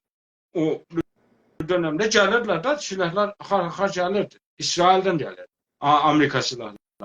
Ve benim təhlilim budur ki, İsrail, İran devletini yıkmak veya dağıtmak, orada kargaşa yaratmaq anarşi fikrində deyil. İstəsə bunu Xameneyini vura bilər. Yəni bunu eləyən Həniyəni 24 saatdə də təsbit edib vura bilər. Elə Xameneyini də vurar, o birisini də vurar, o birisi siyasətçilərini də vurar. Vurmursa, dedim bayaqlar dedim bir hesapları vardı. O bunu istəmirdim, bunu ki, istəmir İran dağılsın, istəmir hakimiyyət tökülsün. Bu hakimiyyət əsasında İsrailin xeyrinə. Ama buna dedi, o yönlendirir de, de bunu dedi. Bura atçın. Bu füzeni de atanda bura atçın. Atma da demiyor. Hadi at, bura at. Füze de düzeltsen bunu düzeltçin. Ondan ötesine geçersen gelen vururum. Salih Bey, şimdi bu İran elə bir zahirən Xameneyi Şuraya Əmniyyəti Milliyə, Ərteşə və Sipah paslarını deyibdir ki, İsrailə bir həmləni hazırlayın və başlayın. Əgər bu olursa, ehtimal bu ki, İran-İsrail savaşı olsun, ola bilərmi? Bu bir. İkinci, əgər belə bir savaş çıxırsa, Güney Azərbaycanlılar hamısı bunlar harda olmalıdırlar? Yəni harda durmalıdır? Acaba belə bir savaş çıxacaq, çıxmayacaq. Elə bir savaş çıxmayacaq. Baxın, İran İsraili qarşısına almağa cəsarət eləməz. İsrail burada gedir İranın üstünə. İsrail demək İranın gəldi, İsfahanı filanı istədiyi yerlər vurdu da, vurur da. Amma İran sadəcə xalqa göstərsin ki, yani bu İsrail'in aleyhine bir sürü haberi verir. İsrail'e gönderir, Amerika'dan icazəni alır, o birisinden alır, de bunu atçınan, onu atçınan, bu yere hedef alcınan. Diyorsan atı gedib futbol meydanına, bir daha mesela İran'ın gedib bir daha Muşa'ya düşür. Bu içeride haykü salırlar ki İsrail'i vurduk falan filan. Bunu xalqa satırlar. Yani ki oradaki cemaati aldadıb dallacasına. Ona göre İsrail'le İran karşısına alabilmez ve İran-İsrail karşı durmasını qoymayacaqlar, gəlməyəcək. Ora gəlməyəcəkdir. Amma fərq eləməz, İsrail ya hər kəs. İran hər hangi bir savaşda, elə bugündə də Azərbaycan hazır olmalıdır öz mənfəətlərinə. İranın qarşısında duran hər bir gücü biz dəstəkləməliyik. Hər bir güc, bir qüvvə bizim müttəhidimizdir. İrana qarşı savaşan. Biz heç bir nəfərimizi İran demək yayımçılığı üçün fəda etməməliyik. Bəlkə tərsinə bütün gücümüzü, hazırlığımızı qoyub İranın beləncə bir savaşa girdiyi anda Azərbaycan dövlətini elan eləyərək deyək ki, burada savaş yoxdur. Mən bütün görüşlərimdə, bütün dövlətlərlə bunu demişəm. Hətta Ərəbistanla İranın o savaş ehtimalı olduğunda onlara açıqca dedim. Biz Şiəyi, Türk'ü ama biz İranlı değiliz, biz Azerbaycanlı. Bizi belə baxın, Şiə Azerbaycanlı. Yani İranlı görüb də İran hesabıyla bizdən rəftar eləmə. İranla savaşınız varsa Azerbaycana bombanızın gəlməsini, uçağınızın gəlməsini istəmirik. Çünkü biz size karşı değiliz, sizin de bize karşı İran hesabı eləyib savaşmağınızı veya bizi mecbur bir vəziyyətdə bırakmağınızı istəmirik. İndi İsrail de bunu bilir. Bütün dövlətlər bilirlər ki, İran adlanan yerdə demək millətlər, özellikle de Azərbaycan, çoxunluğu təşkil edən Azərbaycan, İran mərkəzi hökuməti ilə o qədər ara açıbdır ki, yəni hər an öz dövlətini qurma həddinə yaxınlaşır. Ora hər bir gün ki geçir, hər bir hadisə ki üz verir, ona yaxınlaşır. Ne oyun oynarsa oynasın. İran ne oyun oynarsa oynasın. Ona göre biz Azərbaycan milli hərəkatı olarak, Azərbaycan millət olarak, bu ümumiyyətlə hamımız bunu nəzərdə tutmalıyıq ki, hər hangi bir təhəvvüldə Azərbaycan dövlətini qurmağa düşünməliyik və səlam. Ayrı bir şey değil. Bu indi İran istər İsraillə savaşsın, istər İraqla savaşsın, istər Pakistanla olsun, istər Ərəbistanla olsun, kimlə olursa olsun. Biz onların muzduru deyil. Çünki məsələn Ərəbistanın muzduru Ərəbistanın mənfəəti üçün deyil ki. Biz Azərbaycanın o fürsətdə, İranın zəiflədiyi bir fürsətdə istifadə edib Azərbaycan dövlətini qurub, Azərbaycan sərhəddatını qoruyub, Azərbaycan xalqının qırğınlığından mane olub və Azərbaycan mənfəətlərini təsbit etməliyik. Bu bizim gayet təbii hüququmuzdur və buna yönlənməli. Yəni ki, kiminlə savaş olursa olsun, biz Azərbaycan dövlətini qurmağa cəhd eləməliyik. Eləncə bir fürsət. Yəni birinci güllə savaş başlayıbsa, biz Azərbaycanda belə hərəkətə keçməliyik. Buna hazırlıqlı olmalıyıq. Düşüncə olaraq buna hazırlıqlı olmalıyıq. Buyur. Sağ olun. Çok sağ olun. Teşekkür ederim. Var olasınız. Çok teşekkür. Sayın Səfərli bəy, Sayın Salih bəy, Amerika devleti fərq eləməz indi demokratlar iş başında olsun veya yani cumhuriyetçiler. Ama genelde demokratlar iş başında olanda böyle olur. Böyle bir pattern var, bir trend var. Biz onu görmüşük. Elə Carter zamanı, Clinton zamanı, Obama zamanı ve indi. Milli hafızamızı işlətsək biraz, siyasi milli hafızamızı işlətsək, baxarıq görərik ki, Yani yakın hafızaya bakalım. Obama zamanında böyle olmuş. Tam böyle olmuş. Ancak çünkü adamlar büyüğünü düşünür. Geçen haftayı, geçen 10 gün, 2 haftanı o parçaları birbirinin yanına koyabilmirler. Ama derin tahlil edenler zaten bilirler. Biz de derin tahlil eleme istesek, bu dəfə demokratlar iş başına gələndən sonra, yani Cənab Biden İran'ın 200 milyona, 200 milyarda yakın para verdi İran'a. Ve o zaman bölgede çok böyle önemli ve çok bilgin təhlilçilər dediler ki, gələn 6 ayda ila 1 ildə bölgede tansiyonun yuxarı qalxmağına şahid olacaq. Çünkü bu pul, mən bilmirəm, fikir eləyirəm, Salih bəy lütfen deyin ki, böyle bir söhbət elədik mi aramızda, şimdi pul verildi, 6 ay sonra, 1 il sonra da, yani bu bir yere gedəcək da bu pul. Ve o pul haraya getdi? Bölgede. Bəyanat da verdi. Sadece o değil. Ona pulu vermesine məhkum da elədi, bəyanat da verdi. Çok güzel. Bak, mesela ben bunu demək istəyirəm. Bir var ki biz geçen hafta ne olubdu onu deyək. Onun üzerinde bağıraq, biraz da hislənək, qızaq, deyək. Ay bu niyə belə oldu, ay çox pis adamdı bu, ay çox da yaxşı adamdı, buna yaman yoz deyək. Bir de var ki, həqiqətən dərindən baxaq məsələlərə. Mən yenə də təkrar o əvvəlinci cümləm budur ki, genelde Amerika böyledir. Ancak daha çok özellikle demokratlar iş başına gələndə bulurlar. Çok teşekkür Salih bəy ki, sizin hafızanız, mən bilirəm məndən daha yaxşıdır ki, bəyaniyə də verilib bizim tərəfimizdən. Mesele budur ki, biz o zaman da dedik, bu para bir yere gedəcək. Yani bu para, düşünün ki bir adamın ki para dilənir, nefti bir yıl sonra ya satır qiymətinə o zaman, yani 5 dolar, 10 dolara, Çin'e, o yana bu yana.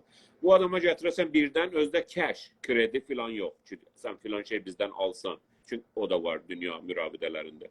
Resmen cash verəsən 200 milyar, 160 ila 200 milyarda yaxın. Çünkü bellidir, o dedikləridir. Bu, yani bu adam ne? Bu dəlirlər də, deyirlər, səfehlər. Çünkü pul onu şaşırdır. Herhalde bunlar bir tarafa. Gerçeğe dönsek, o zaman biz bunu yazdık da, danıştık da ki bu pullar bir yere gidecek. Suriye'ye gidecek, Yemen'e gidecek, Lübnan'a gidecek ve Azerbaycan'la Türkiye'de bu şeytan fəhlələrine gidecekti. Ki yazırdılar ya, bu Türkiye'de özlerini Azerbaycan milli faalı diye ad yazdırıblar ya veya onlara gidecek ki İran devleti bir mesaj verəndə o şeytan danışanda ola da müftə şeytan fəhlələr. Ay gəlin ray verin, bir dənə dəlik tapılıbdı, işıq gələcəkdi. Və biz də dedik ki öyle değil. O pullar bir yere gidecek. Sayın Salih bəy, bu pullar 6 ay ila 1 ildən sonra her zaman intifaza yaradar bölgede. İntifaza yani bunların baş kaldırısı. Veya Yemen'den 4-5 tane ne bileyim Arabistan'ın filan yerine. Bunların hamısını sənədlə deyirəm. Veya İsrail'in filan yerine. Veya bir yerde bir füze gələr. Bu füzeler necə gəlib bölgəyə? Bu füzeler hansı gəmilərlə, hansı parçalarla gedib Yemen'e veya gedib Qəzziyə veya gedib Beyrut'a, Lübnana? Bunlara göz örtənlər var. Bunların kim göz örtür? Bunları həmənlər ki bu pulları sağlayırlar İran'a. Əlbəttə. Mütləq. Yani həmənlər ki İsrail'i idarə edirlər. Həmənlər ki Amerikanı idarə edirlər. 1979'da İran'da sözde İslam devrimi olanda İsrail'in bölgede vəziyyəti yaxşı değil. Herkes bunu bilir. Mısır var orada, güçlü İsrail'e karşı. Suriye var, Hafız Əsəd çok şiddetli taktişin idi. Çok yaxşı siyasetçiydi. Siyasetin ustalarından idi. Urdun'da, Arabistan hamı İsrail'e karşı. Ve hamı dünyada Filistin'e hak veren bir vəziyyət. İran İslam inqilabı gələndən sonra bunlar başladılar. Yani İsrail'den yol oradan geçirirəm. Kərbəlanın da yolu oradan geçirir. Ne bileyim filan yerine Kudüs'tan geçəcəyik, Ürüşəlimdən. Böyle saçma sapan sözler. O Əhmədinəcad da ki gəldi, lap belə xarabladı. Dedi ki İsrail əslən gərək yox olsun. Xomeyni də demiş, əs-səfi ruzqar gərək bunu məhv eləyək. Bu boş sözlərdir ki, nə fəqət sözdür, əslində bu sözün yanında da füzələri göndərirlər. Yəni. Çünki bölgədə tansiyon yuxarı getsin. Biz nə anti-İsrailik, nə anti-buyuq, nə anti... Məsələ budur ki, bölgədə bu şəhərlər düşən bölgə bizim bölgədir. Ya Suriyə düşsün, ya İsrailə düşsün, ya Lübnana. O Şiə Hizbullah Şiəsi ki, Muşayı atır, düşür, Şiə dəruzinin futbol meydanına 20 dənə körpə uşaq orada, masum, heç çarədir orada. Və sən bu Muşayı atanda, sən bilmirsən bu hara. Muşayı bilirsiniz necə atarlar? Elə atarlar ki, adamın yataq odasına gecə saat 2-də girər. Hani yaşımında. Hani pəncərələr orada ona. Sən Muşayı atmaq başarmırsan, özündə Şiəsən, özdə Şiənin bölgəsinə, dəruzlar da Şiədirlər. Onlar da Allahdır, Muhammeddir, Alidir, sən deyənlərin. Orada 20 dənə çiçək uşağı öldürürsən. Nə var ki, bölgədə tension yox. Mən istəyirəm deyəm, oraya bizi Fransaya düşməyib ki, Muşa. Ay qardaşlar, mən belə düşünürəm. Mən belə düşünürəm. Mən bölgədə düşünürəm. Bizim bölgə nə qədər sakitlik olsa, biraz öncə ermənilər dedi, onlar da yaxşı yaşasın. O da geçsin, işləsin, səhərdən axşama borcunu versin, başı bunlara məşğul olsun. Başı bunlara məşğul olmasın. Çünki Ermənistanın qanun əsasında yazır ki, filan torpaqlar bizimdir filan. O dəyişdir də onu. Sən sülhüdən danış. Almaqdan yox. Azərbaycanlıq olsa, biz də deyərik, İrəvan da bizimdir. Zaten İrəvan Azərbaycan tarixi toprağıdır. Ancaq biz hazırda istəyirik bölgədə rifah olsun, sülh olsun. Çünki o bizim mənfəətimizdədir. Salih bəy, İnsaf Əli bəy, nə qədər bölgədə tension çox olsa, tansiyon çox olsa, çox muşah düşsə bizim bölgənin toprağına, ya İsrailə, ya Suriyə, ya Lübnana, o bizim bölgəni əlovlandırır. Və bizim bölgəyə çox silah gələcəkdir. Və İran da bunun, Amerikanın və bölgədə İsraili də inanın ki, İsraili idarə edən əllər elə həmən Amerikanı idarə edir. 45 ildə adam nə zaman gərək anlaya və matematiksel olaraq bu müadiləni qoya bir-birinin yanına ki, Amerika İranı böyle istəyir. İstəməsə, Noriega kimi, Manuel Norieganı yadınıza gəlir sizlər, amma yoldaşlar bəlkə eşidənlər, bəlkə bir Google eləyərlər. Manuel Noriega ki, bu Amerikanın öz nökəri idi, qoymuşdu orada, deyirdi ki, sən burada bu boğaza baxcına, Panama boğazını. Ondan sonra, və mənim pullarımı, necə şahid qoyarsan, məsələn, xəlifə qoyarsan işə ki, pulları yığ, mən gələndə ver də. O qədim mafya belələrdi. O da mafya kimin qrubu qoyub oraya Manuel Norieganı. Sonra baxdı, gördü ki, Manuel Noriega biraz pullandı, Məhəmməd Şah kimi milliyyətdən danışır, millətçilikdən danışır, Panamalılıqdan danışır, İspanyol millətindən, nə bilim insanlıqdan, nə bilim. Gördü ki, milliçilikdən və demokrasidən danışır. Öyle olmaz ki. Adi sən dönənlərmədə drag satmışdın, uyuşturucu. Bəli, sən vermişdin də zaten, sən dedin gətirəm. Yox da getdilər, onun quyruğundan yapışdılar, Manuel Norieganı. Panamadan. Onun girdilər Kaxi Riyasət Cumhurisinə, onu oradan gətirdilər şeyə. Amerikada bir dənə normal məhkəmədə onu məhkəməyə verdilər bütün həyatında. Yəni bu Amerika ki, dünyada hər türlü cinayətə əl vurubdur. Dünyada hər türlü işğalçı, dünyada hər kəsdən çox, hər məmləkətdən çox işğalçılığa, cinayətkarlığa, öz millətinə zülmə, öz millətinə və dünyadakı millətlərə heç bir şeyə, heç bir limiti yoxdur Amerikanın və Fransanın da. Fransa ki, dünyada ən çox nükleer testi indiyəcən bu dünyada Fransa eləmiş. İnsanlığa, havaya, nə bilim, hamısına qarşı bulardır. Bunlar heç düşünməyəsiniz böyle sadə lofluq olar ki, Amerikaya, İrana düşmandılar, İran da İsrail'e düşmandı. Yox. 1970-79'da İsrail'in vəziyyəti yaxşı değildi. Getdikcə hər 10 ildə baxın, İsrail'in bəyənmədiyi və İsrail'i bir türlü zati olaraq təhlükəyə salan məmləkətlər Libya çox önəmli məmləkətlərdir. Mısır, ondan sonra Bahar Ərəbi dedikləri ki, cəhənnəmi Ərəbi oldu. Irak, ne bileyim, Nəbih Berrini elə vurdular ki, quyu, ne bileyim, yani 2 ay qazsan o kadar qaza bilməzsən o bomba. Yadınıza gəlsə Nəbih Berrinin o patlayış quyusuna. Lübnan, bütün dünya, o bölgə, ot alovda yanır, ama İsrail... Suriyə. Bəli? Suriyə. və Suriyə və bu ateşi Türkiyəyə də salmaq istəyirlər. Türkiyəni də yanlışlıqla bəziləri saldılar Suriyə savaşına. Türkiyənin daxili yoxdur. Türkiyənin hər 10 nəfərdən birisi, hər 8 nəfərdən birisi Suriye'den qaçqın. Türkiye'nin demografisini değiştirmek ve yani orada gəlib evlənəcək də Türkiye'ni Suriyeliləşdirmək və Azərbaycanda da ki bilirsin, Azərbaycan daha ağıllı davrandı bu məsələlərdə. Ancaq hər halda Azərbaycanda da Türkiye, İranın yatmış sellulları hər zaman hazırdır. Və pullar bir yerə gedir. İsrail devletinin ki Amerikanın pasgahıdır. Pasgah mı şirin bir sözdür. Qərovulxanasıdır bölgədə. Daha güclənibdir. Daha hər yeri təhdid edə bilir. 3-4 cibhədə bir yerdə savaşa bilir. 24 saatdə bu işləri görə bilir. Ancaq məsələn orada Xalid Məşəli vura bilmir və ya Nuxalanı vura bilmir. Niyə? Çünki onlar istəyir. Bunun zamanı bitmiş. Bunların hamısını bir yerə qoysanız bu parçaları, geçen 45 ili, geçen 100 ili bilərsiniz ki Amerikanın istəyi, Amerikan idarə edənlərin istəyi və İsrail idarə edənlərin istəyi İranı böyle bütün tutmaqdır. Güney Azərbaycanın tarixi topraklarının özünü idarə etmək hədəfi deyil. O hədəf bizimdir, o hədəf sizindir. Siz o hədəfi etməlisiniz. Necə eləməlisiniz? Fürsətlərdən istifadə edin. Bölgədə İrana qarşı ən küçük bir şey olsa, İran devleti biraz zəifləsə, Güney Azərbaycan hazırdır. Geçen dəfə də danışdıq. Kadri də hazırdır, adamı da hazırdır, hər şey. Və bu maalesef her zaman şeyde olur. Demokratların daha çok, yani biz pattern'a bakanda, o pattern'a bakanda demokratların çok zamanı olur. Bunlar hatta bazen uçağıyla Salih Bey pulları böyle cash. Elə bir ki o əsri mafya, elə bir ki uyuşturucu parası da uğurluyurlar. Yani biz sadəlıq olmamalıyıq. İran devletinin sözlerine inanmamalıyıq ki orada bir düşman var. O düşmanın adı Amerikadır, mərcibər Amerikadır, yox. Elə bu mərcibər özüdür. Elə bu mərcibər özüdür. Sən mənim düşmanım, sənsən mənim xiyabanımda.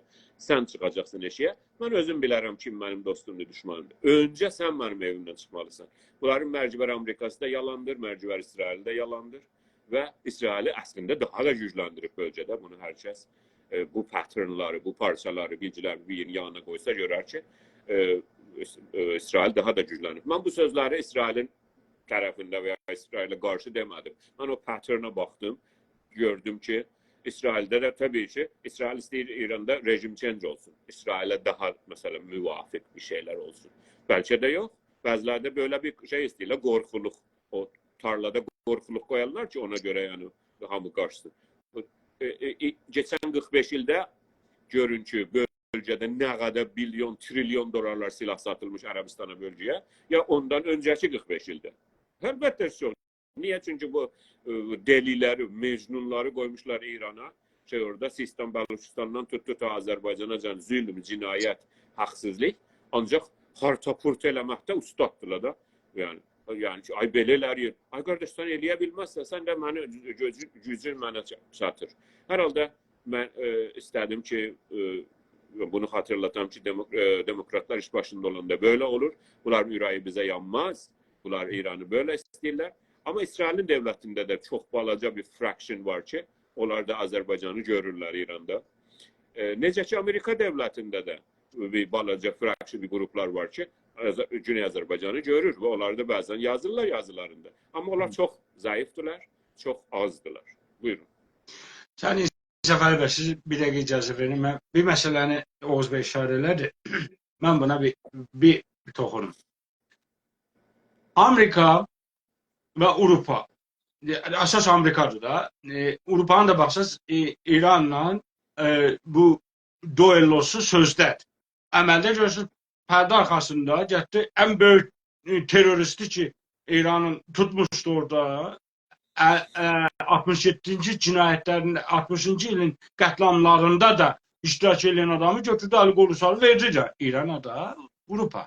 Yəni ki, bunlar İran, özellikle de Amerika'nın Irak tecrübesinden sonra ve Irak'tan sonra Saddam'ın aparda soktular bir kuyuya, sonra çıkarttılar orada. Ondan sonra bunlar devlet çevrilişine maraqlı değil. Yani o devlet çevrilişinden sonra istediklerini orada tətbiqləyə bilmədiklərinə görə və sonrası da gəldi, harda çıxdı, Taliban da Afqanistanda özünü göstərdi. Ona görə dövlət çevrilişi istəmir. Çevrilişi belə, dəyişimi bürokratik formada. İndi ya kodetayla, ya orada mesela Mısır'daki kimi, ya nedir, ya da ki orada bürokratik yavaş yavaş değişmeni, devletin tökülüşünün tərəfində değil. Yani hiçbir devletin. İran da buna daxil. Ona görə onlar ki, ümidlərini bağladılar ki, Amerika gələcək bunu yıxacaq, dövləti çevrilişəcək və ya İran ki, bundan istifadə edir ki, Amerika istəyir bizi dəyişsin, onların sadəcə içəri məsrəfi var, daxili məsrəfi var. Amerika belə niyyətdə deyil. Hatta bizə belə bunu baskı edirlər ki, siz nədir, teokratik dəyişikliyə gedin də, niyə çevriliş istəyirsiniz? Avrupası da belədir, Ərəb ölkələri də belədir. Özellikle de dedim Irak tecrübesinden sonra. Çünkü ondan sonra Amerika yani bu neticeni aldı ki çevrilişte illa istediği veya ondan yaxşı bir devlet hakimiyyətə getireceğine bir garanti yoktur. Özellikle de İran kimi yer. İran'da vəziyyəti daha qəşəng bilirlər.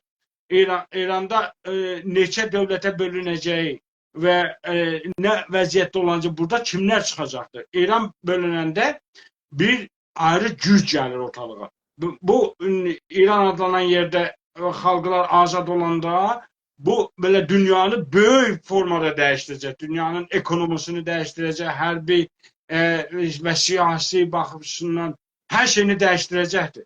Bakın Azerbaycan'ın özelliğiyle de istiqlalı, demək, Türk dövlətlərinin birləşməsi üçüncü bir güc gətirəcəkdir səhnəyə. Yəni da Batı, Doğu olmayacaqdır. Rusya, Amerika olmayacaqdır. Ya Avrupa, Amerika, Rusya, Çin olmayacaqdır. Bir Türk yüzü gələcəkdir ortalığa. Və bu gələndə nə olur? Bu Amerikaya da problemdir, Avrupaya da problemdir, Ərəblərə də problemdir, Ruslara da problemdir. Ona göre hakimiyeti, yani statüskodu pozmak istəmirlər. Sadece kontrollandı. Bazen kulağını çəkirlər. Pulu verirler, zərflerine de pulu verirler, gözde o pulları gönderirler. O zaman Oğuz Bey bunu biz Obama'ya yazdık. Obama'ya yazdık. Bu pullar Filistin'de, bu pullar Suriye'de işte. O zaman da locur oldu. O zaman locur oldu. O zaman da 6 ay sonra intifaza başladı Canada. O zaman da oldu. Ona göre Amerika, İsrail, Avrupa bunlar İran'da rejim değişme niyetinde değiller. Ne İran'da hiçbir yerde. Çünkü o statüskonu saxlayıp sadece maksimum yani kontrolünü almağa çalışmaktadırlar. Çok bağışlanın Səfəri bəy, sizin süranızdır. Ben girdim söhbətin için. Ben sual görmedim. Onun adı organized şeydir İngilizce'de, chaos. O chaos management, yani karmaşıklıktır ama o bilir hardadır. Yani o elə bir otaq düşünün ki, hər şey qarışıqdır ama otaqda yaşayan bilir ne hardadır. Ama organized değil. Onun beyninde organizeddir. Ve bunların da otaqları var. İran otaqları var. İran'da orada Güney Azərbaycan otaqları var. Düşünce otaqları siyasette hem CIA'nın var, inanın ki İran, Amerika devletinin hamının var, Fransa'nın da var, Beluçistan'a vardı, Araplara var ve onlar gəlir koordine eləyir. Bunu necə management ilə, idarə eləyəcək bu chaosu, kaos deyirlər də Türkiyədə, bu qarışıqlığı. O cürdür Salih bəy, organized chaosla idarə eləyirlər. Buyurun İnsaf Ali bəy. Bir də bu yoldaşımız ki, belki adını istemediler diye. Her kəs ki, üz istəyirəm bunu cərəh deyəkdə, hər kəs ki orada yazır bizə görüşlər, hamısını görürük və hər kəs ki istəsə programa canlı qatıla, öncədən bu bir həftənin içində bizə yazar, bizimlə danışar və biz onu hətmən ki gətirərik. Təcrübəmiz öncədən, yəni böyle bilbədahə birini gətirməkdə yaxşı deyil. Əziz yoldaşımız ki, adını mən bəlkə istəməsə deyəm, dəfələrcə vurguluyor ki, Güney Azərbaycanın resmi ve güçlü televizyonu, 24 saatlik televizyonu olmadan bu işler olmaz. Elbette yani öyle de değil. Ancak Televizyonun olması da lazımdır. Her şey de lazımdır. Daha güçlü teşkilatlar lazımdır. Yani yeni teşkilatlar yok ha. Güçlü teşkilatlar lazımdır. Daha güçlü teşkilatlar lazımdır. Tabii ki televizyon lazım. Bunların hamısı milyon dolarlar pul ihtiyaçlı bu şeylere. Ve hele buraya can geçen 100 yılı Güney Azerbaycan Milli Hərəkatının qalxınışında, etirazında, baş kaldırısında 100 minlər insan aradan getmiş, ölmüş. Ancak bunu özü her zaman eləyə bilmiş. Hatta mesela bir illik devletini yapsın veya bir yerde bir şey yıksın, eləsin, bir yerde bir tezahürat eləsin.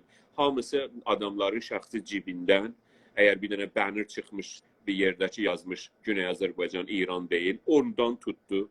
Ta belə Frankfurt'un xiyabanında, ya ne bileyim New York'un xiyabanındaki yazılan bir söz, hamının onun bunun isteklilerin cibinden çıkmış, bunu biləsiniz.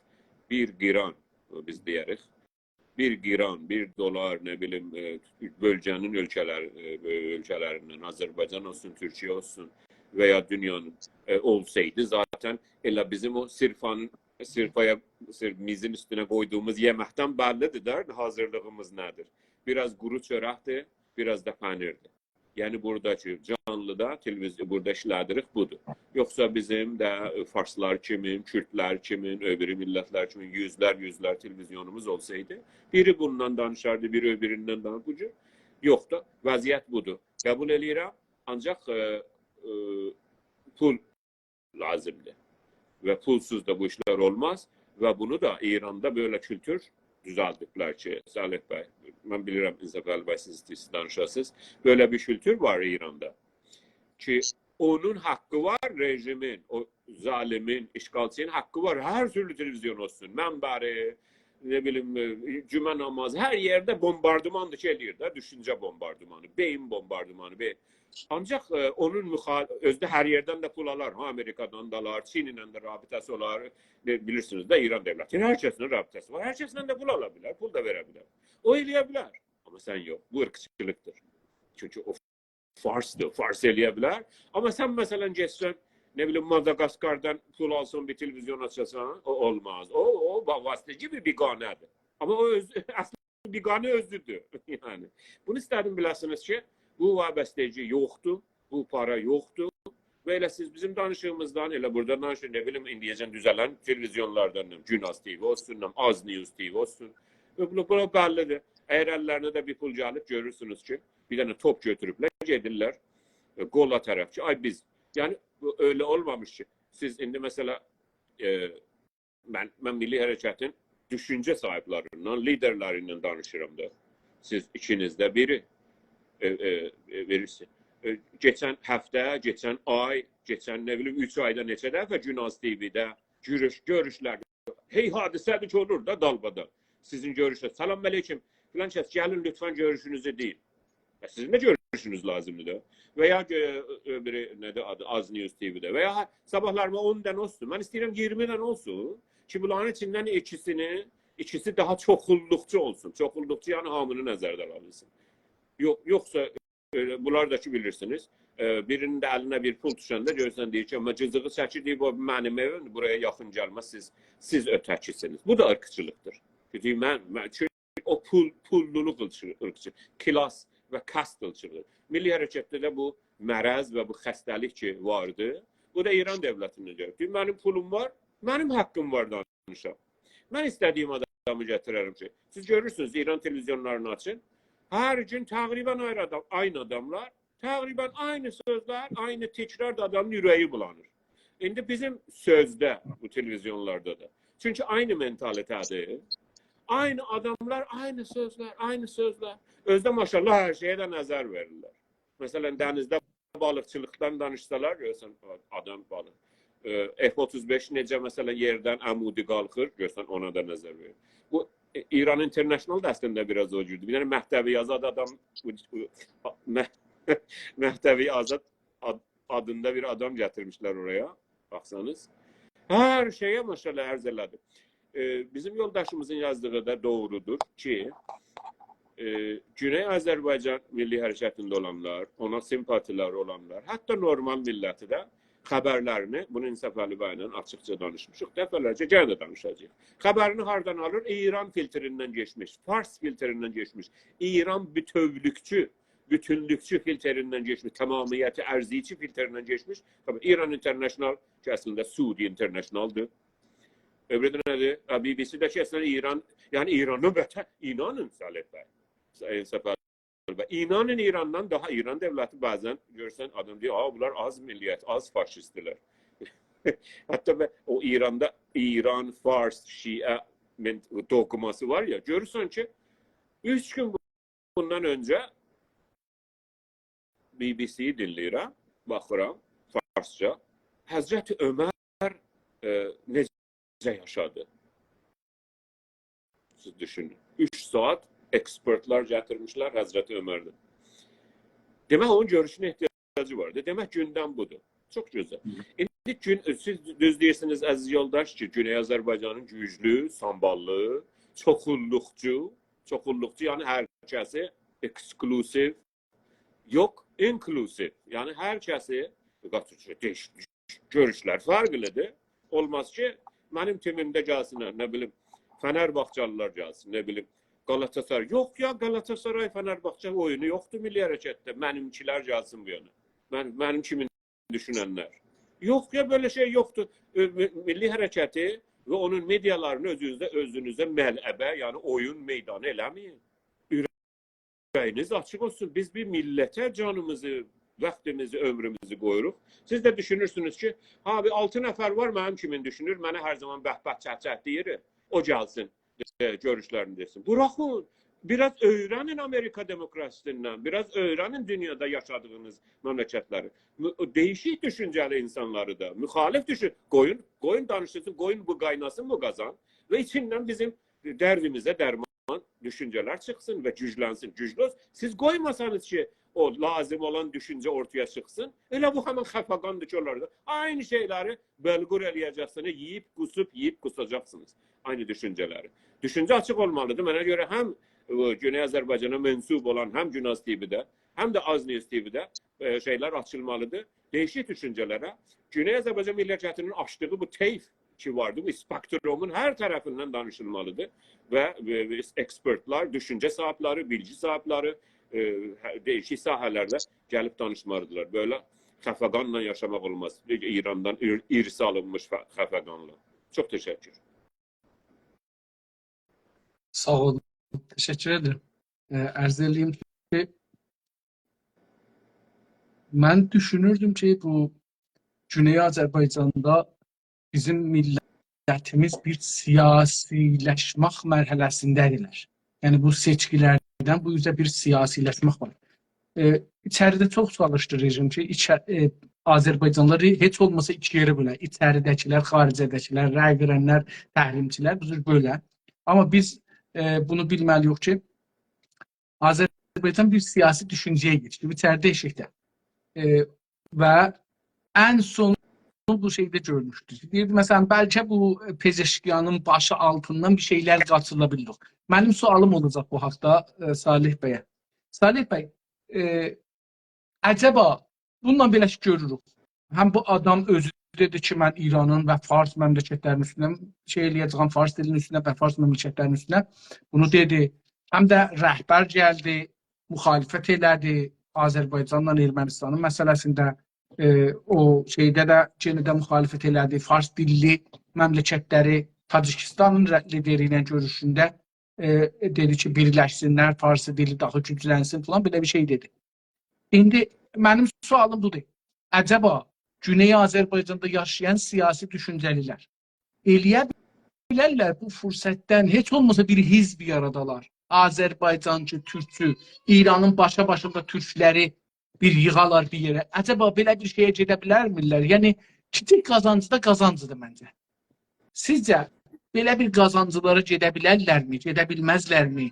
Yol açıq olarmı, aç bağlarlar yoxsa heç ümid bağlamamalıdır? Bu dövlətdən bir doğuzdan bir tüytə çəkmək olmazmı? Çox sağ olun. Bura gəlmədən əvvəl icazə verin. Oğuz bəyin vurğuladığı mühüm məsələyə mən bir içimə bildirim.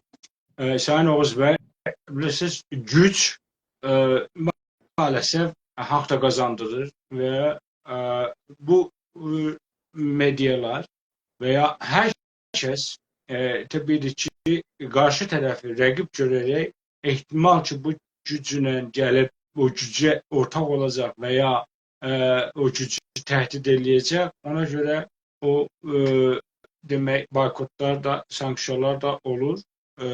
Bizim mesela ondan qabaq görürsünüz ki, bu gücləri olmadan əvvəl daha yaxşı münasibətlərimiz var idi, amma gücləndiklərində fasilələr açılır. Çünki təhdid yok. Demək ki, əgər bizləri qoymurlarsa, çağırmırlarsa, indi iddia edilsə, mesela deyəcəklər ki, demokrasi da hamıya açıqdır. Buna hər kəs BBC də deyir ki, bura açıq hamıya. Amma acaba bizi BBC-yə qoyarlar mı? Qoymaz. Onun üçün çalışınca da orada qoymaz. Mesela orada filtre qoy. Yazarsan, deyərsən, ne deyərsən, o seçər nə eləyəcəyini onu gətirir.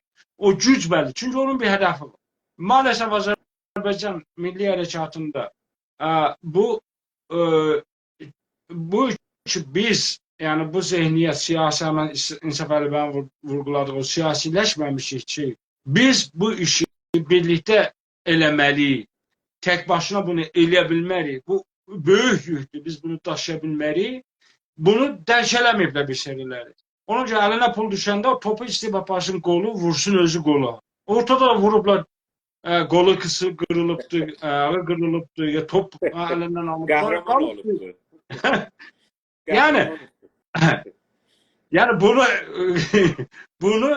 bunu biz birlikte yer edə bilərik. Birlikte ve demək ki, hələ o mən pis niyyətə qoymuram, o faza yetişməmişik. Amma indi danışsaq deyəcəklər ki, açıqdır da gəlin. Kim açıqdır da gəlin, siz Oğuz bəy, bura indiyə qədər bu verilişdə, 100 neçə minci verilişdir. Bütün gruplar şeyləri hesaplasaq, silinmişləri də hesaplasaq olur 120-30, amma save olunanlar 108'dir. Ama bütün təşkilatları da gətirmişsiniz da, bura çağırmışsınız, dəvət eləmişsiniz. Hər fürsət bizim əlimizə bir dənə bir fürsət hamıya demişik, gəlin. Gəl. Yəni açıqdır deyil, dəvət edir. İndi mən deyim, bura açıqdır, gəlin, hər kəs gəlib danışa bilər, amma heç kəsi də dəvət eləməyim. Bu olması gələrlər, plan budur, yəni proje budur, girəsin, dəvət et filan, tarixdə filan mövzu vardır, sizin bu məsələdə fikrinizi istəyirik. Mesela buyurun, gəlin. Yəni budur qayda. İndi gələk Sayın İnsaf Əli bəy, sizin vurguladığınız məsələ, təbii ki, Pezeşkiyan bir dənə atmosferdədir, bir dənə planın içindədir. O planın tökülübdür, hazırlanıbdır, illərdir bunun tökülübdür. Bu da dünən deyil, 100 ildir. Bu icra olunur. Bu da onun icraçısıdır. Ayrı bir şey eləyə bilməz. Eğer biz gözləsək ki, bu ayrı bir şey çıxacaqdır, onda demək özümüz almalıyıq. Ona qayıtmayaq. Amma burada eğer bir fürsət varsa ki, məsələn, Güney Azərbaycanda hizb düzəlsinlərsə, Türklərin hizbi düzəlsin, filan düzəlsin, hər bir fürsətdən istifadə edin. Buna yəni Azərbaycanlılar və bütün Türklər mütləqa istifadə eləməlidirlər, dəyərləndirməlidirlər. Hizb açsınlar, kanun formasında müraciət edəsin, cəmiyyət açsınlar, ne eləsin. Biz bunlara qarşı deyilik, bunlar hamısı ola bilər, lazımdır da. Amma bunlar keşke olabilsin, qoymazlar. Yəni ki, İran, işgal rejimi, bir dənə Türk partisi, gedəsi Azərbaycan hizbi istəyən qurum, qoymazlar. Mümkün deyil. Amma elə bilirlərsə, biz təşviq edirik dostlarımızı, soydaşlarımızı ki, yani bu kadar təşəbbüs edirlər. Yəni fərz edin ki, 10 nəfər Təbrizdə, 10 nəfər Ərdəbildə, 10 nəfər Zəncanda, 10 nəfər Qəşqayda gedərlər deyirlər biz hizbiz. Bəli, bunlar tarixdə də yazılar, müraciətləri də qalır ki, bəli istəyiblər, tələb ediblər, verməyiblər. Bunlar olunmalıdır, eləməlidirlər. Əgər fikir edirlər ki, məsələn, ola bilər, ya bu cəsarətdədirlər, bunun zindanlarını gözə ala bilirlərsə, geçsin eləsinlər. Yəni məncə heç birine mücəviz verməzlər, amma hər kəs bunu eləsə, müsbət qarşılayırıq. Bu ən azından müstənəd olacaqdır ki, bu tarixdə qanuni hizb açmaq istəyirdi Azərbaycan. Məsələn, Zəncanda, Təbrizdə, Ərdəbildə, hər yerdə olursa. Azərbaycan hizbi. Şərəfdə, bəli. Bəli. Və ya məsələn Türk Partisi istəyən qrup açılır. Birləşsinlər. Çox müsbətdir. Mən ona müsbət baxıram. Və dostlarımız, soydaşlarımız bunu edərlərsə himayət edəyək. Sağ olun. Mən Ensəfəli bəy, mən sizdən bir sual soruşum. Salih bəy də istəsə qatılar bu bəhsə. Bu həftə, yox da, 16-sında, amma bir 10 gündən sonra Mahmud Abbas, Filistin PLO-nun başı, Türkiyə məclisində gəlib danışacaqdır. Geçən həftə cənab Netanyahu Amerika məclisində getdi danışdı. Və ondan sonra oradan da mən fikirləyəm, icazələr alındı bu adamları vurmağa. Bilmirəm, o da konspirasidir. Amma bəlli deyil. Hər halda mən sualıma dönüm. Səfəli bəy, yəni cənab Erdoğan onu dəvət eləmiş, oraya çağırsın. Mahmud Abbas işə gələndən bu yana hər zaman, o zamandakı ermənilər Azərbaycanın %20'sini işgal edirdilər. 1 milyon insan qaçqın idi. Və dünyanın insan ağlına gəlməyən, heyvanın bilmədiyi cinayətləri erməni daşnaqları və teröristləri eləmişlər orada. Bunların çoxunun eğitimi elə Filistinlərin əlinə olmuşdu, bu cinayətkarların. Elə Filistinlilərlə bərabər eğitim yapmışdılar bəzi cinayətlər, olan adları bəllidir. Bu vəziyyətdə bu Mahmud Abbas oraya çağırmaq və Netanyahu, mən demirəm Netanyahu çağırsınlar, amma bir gün çağırırlar, Erdoğan'ın siyasətçiliyi görərsiniz. Bir dakika icazə verin.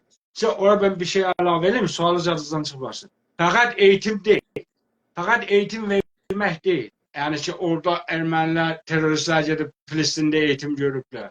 Ərəfat, ben özüm Ərəfatın vurğunlarından gəncliyimdə. Yasir Ərəfat, Qarabağın işğalında onu azadlıq, ermənilərin azadlıq hərəkatı elan elədi, himayət elədi. Mahmud Abbas o işğaldan himayət elədi və illərdir, hər il ermənilərin qondarma erməni soyqurumuna gedər orada iştirak eləyər və o nədir, Türklərin əleyhinə duruşda bulunan birisidir. Yəni bu sadəcə eğitimlə xülasələşmir, bəlkə fiziksel olarak Çin və Çin onlarla demək Azərbaycanın və Türkiyənin əleyhinə olan fəaliyyətlərdir. Çox bağışlanmır. Yox, nə sözdür? Siz bizim həm böyüyümüz, həm bilgidə bizim ustadımızsınız. Yasir Ərəfat, ki mən də bir zaman onun nədir? Mən də düşkün, mən onu çox sevərdim. Yəni mən sevərdim, mən öyle qərar verməmişdim ki, mənə demişlər ki, Yasir Ərəfat belədir. Mən deyirdim, bəs qurtuluş orada da, yəni o teenagerlik zamanımız, uşaqlıq zamanımız. Yasir Ərəfat və Mahmud Abbas və elə bu adam ki, dünənlərimə Ay Raisinin görüşünə getdi, İsmail Haniyə də bölgənin ən korrupt, ən bozuq mali olaraq milyarderlərindəndir. Və bunların Fransada və dünyanın çox yerlərində böyük yerləri və çox zəngindirlər. Bunların üçü də. Hələ o birilərinin də adını çəkmirəm də, bu üçü də. Və bunlar bətərdən ermənipərəstdirlər. Və Azərbaycan düşmanıdırlar. Bunu biləsiniz. Hər kəs bunu bilsin ki, ey əziz dostlar, biz Filistinə qarşı heç bir şəxsi bir pedər-kuştəcimiz, davamız yoxdur. İsrailə də heç bir sevgimiz, heç bir şey yoxdur. Biz Güney Azərbaycandan baxanda görürük ki, bu Filistin hərəkəti PLO başlayandan anti-Azərbaycandır və Ermənistanın yanındadır. Hələ o zaman Azərbaycan yox idi, bunlar anti-Türkiyə idilər bətərdən. O da biləsiniz. Yəni, hələ Azərbaycan yox idi, onda Türkiyəni düşünür. Çünki bunlar bir türlü və bunlar deyirdilər ki, Türklər erməniləri qətlam ediblər və ona görə də hətta təmri də çap edirlər dövlət olaraq. Hamısı da durur. Bütün sıxanlandıqlarda, Yasir Ərəfatın və Mahmud Abbasın sıxanlandıqlarında Sayın Salih bəyin dediyi kimi erməni hərəkatını, işğal hərəkatını Azərbaycanda qurtuluşçu hərəkat, azadlığa yönəli hərəkat yazıblar, deyiblər, danışma sıxanlandıqları durur, nə deyirlər? Bu Photoshop düzəlmədən öncəydilə bunlar. İndi öyle bahaneler var. Mənim sualım budur ki, Sayın Ensəfəli bəydən, Türkiyə məclisində bu adam öldürən, bu cinayətkar, bu adam ki, bölgənin ən korrupt, ən fasid insanlarından biridir. Ən azından ekonomik olaraq gətirib danışdırılacaq dövlət adamı kimi. O tərəfdən də cənab Netanyahu'nun dəfələrcə yazdığı, dediyi və əməldə də sabit elədiyi Azərbaycana yardım, Azərbaycanın milli bütünlüyünə, suverenliyinə support hər zaman olubdur. Və AKP'nin, AKP devletinin bu kadar düşkünlüğü Türk düşmanlarına, Azerbaycan düşmanlarına siz ne düşünürsünüz? Ve ve Axavan grubunun ki hem Mahmud Abbas o gruptandır, hem bunlar o gruptandılar. Təsiri bu görüşmelere böyle sert anti-Azərbaycan çünki Mahmud Abbas həqiqətən və PLO bətərdən anti-Azərbaycandır. Bunları siz Uruşəlimin xiyabanlarında üzr istəyirəm İnsaf Əlibəy görə bilərsiniz. Uruşəlimin, Tel Avivin xiyabanlarında elə o sözdə territori deyirlər ya, bunlar orada yaşayırlar, Filistin. Orada Ermənistan bayrağı bir əldə, Filistin bayrağı bir əldə təzahüratlarda hər zaman bunlar bərabərdirlər. Yəni bir millət, iki devlet kimindiler? Siz ne düşünürsünüz bu arada? Çok sağ olun, teşekkür ederim. Bu ki hiçbir memleketin ve hiçbir siyasi varlığın dostu düşməni yoxdur. Mənafi, milli mənafi. Mənafi də değişir. Yani beləsi dəqiqə başı, dəqiqənin başı değiştirə bilərsin. Mən bəzən təəccüb edirəm. Dostlar deyir ki, Ərəfat niyə dünə, üzr istəyirəm, Ərəfat dedim. Niyə Erdoğan cənabları dünə necə deyirdi ki, elədi Əsədə, bu gün deyir belədir. Ağa, siyasət budur. Mənafi, milli mənafi dünə necə o cür göstərdirdi, indi bu cür göstərir. Yəni bu deyil ki, siyasətdə deyəsən ki, mən bunu istəyirəm, illa da bu olmalıdır, olmasa mən heç yox, o deyil. Siyasətdə baxarlar gücü var, mənafi və o birisi qarşı güclərə. Sen karşı güclerin karşısında ne kadar gücün vardı siyaseti aparmağa? Mənafiyevi bazen görürsen ki zorun satar, mənafiyevi apararsan, bazen zorun satmaz %5 yapararsan. Əvəzin ki %100 yapararsan, %5, %3, %1'e bile kifayet edersen. Diyersen ki elimden bu gelir yani. Ben neyim? Bu burada. Azerbaycan'da ben Güney Azerbaycan'dan bakıram xüsusən. Güney Azerbaycan'ın İsrail diye, Filistin diye bir düşməni yoxdur. Azərbaycan milli mənafi var. Bu milli mənafi, biz İsraillə də yaxınlaşmaq lazım olsa, ərəblərlə də yaxınlaşırıq. Yəni bizim, nədən məsələn biz ermənilər gedib Filistindən yardım ala bilirlər? Səssiz kəsildi. Səs yoxdur. Bu səfər Əlibəy səssiz getdi. Mən ona göstərim, eşitmir. Oldu.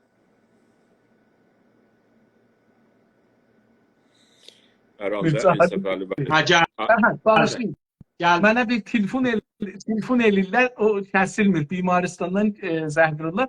O heydə zəh vururam geçsin, amma getmir, rədd eləyə bilmirəm. Hər halda, məncə bizim milli mənafeyim var. Türkiyənin də milli mənafeyi var. Türkiyə öz milli mənafeyini axtarır. Türkiyənin, mən geçən seri yadınızda olsa bir proqramda cənabınız soruşdunuz ki, məsələn, Türkiyə Filistinə görə çox yaxınlaşır, bu Qəzzənin savaşı başında. Dedim ki, Türkiyə savaşa girməz. Türkiyənin milli mənafeyi icazə verməz savaşa girsin. Amma Türkiyənin ehtiyacı var, sərmayə.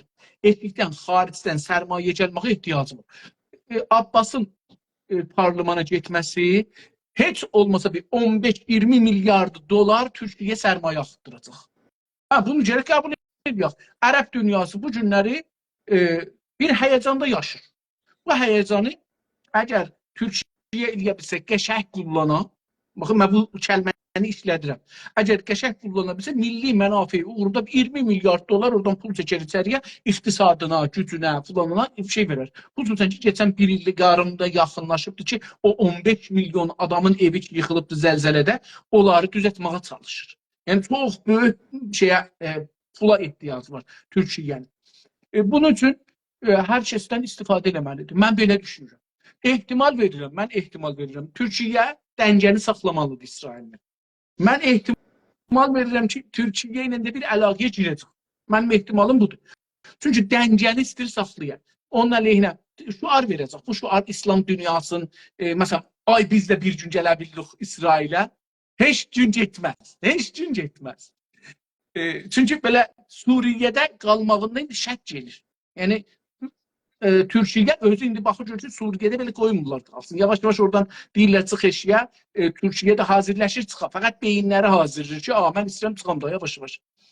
İsrail əslən getməz çünki savaşa girmək istəməz. Amma bu sözlərlə İslam dünyası, məsələn, Endonezi, Malezi, o tərəf Filipinlər, Ərəblər, müsəlmanlar ki vardı dünyada, bəlkə pulları vardı, milyardılar dolar. Hətta eləyə bilsə, baxın, zəfi budur Türkiyənin.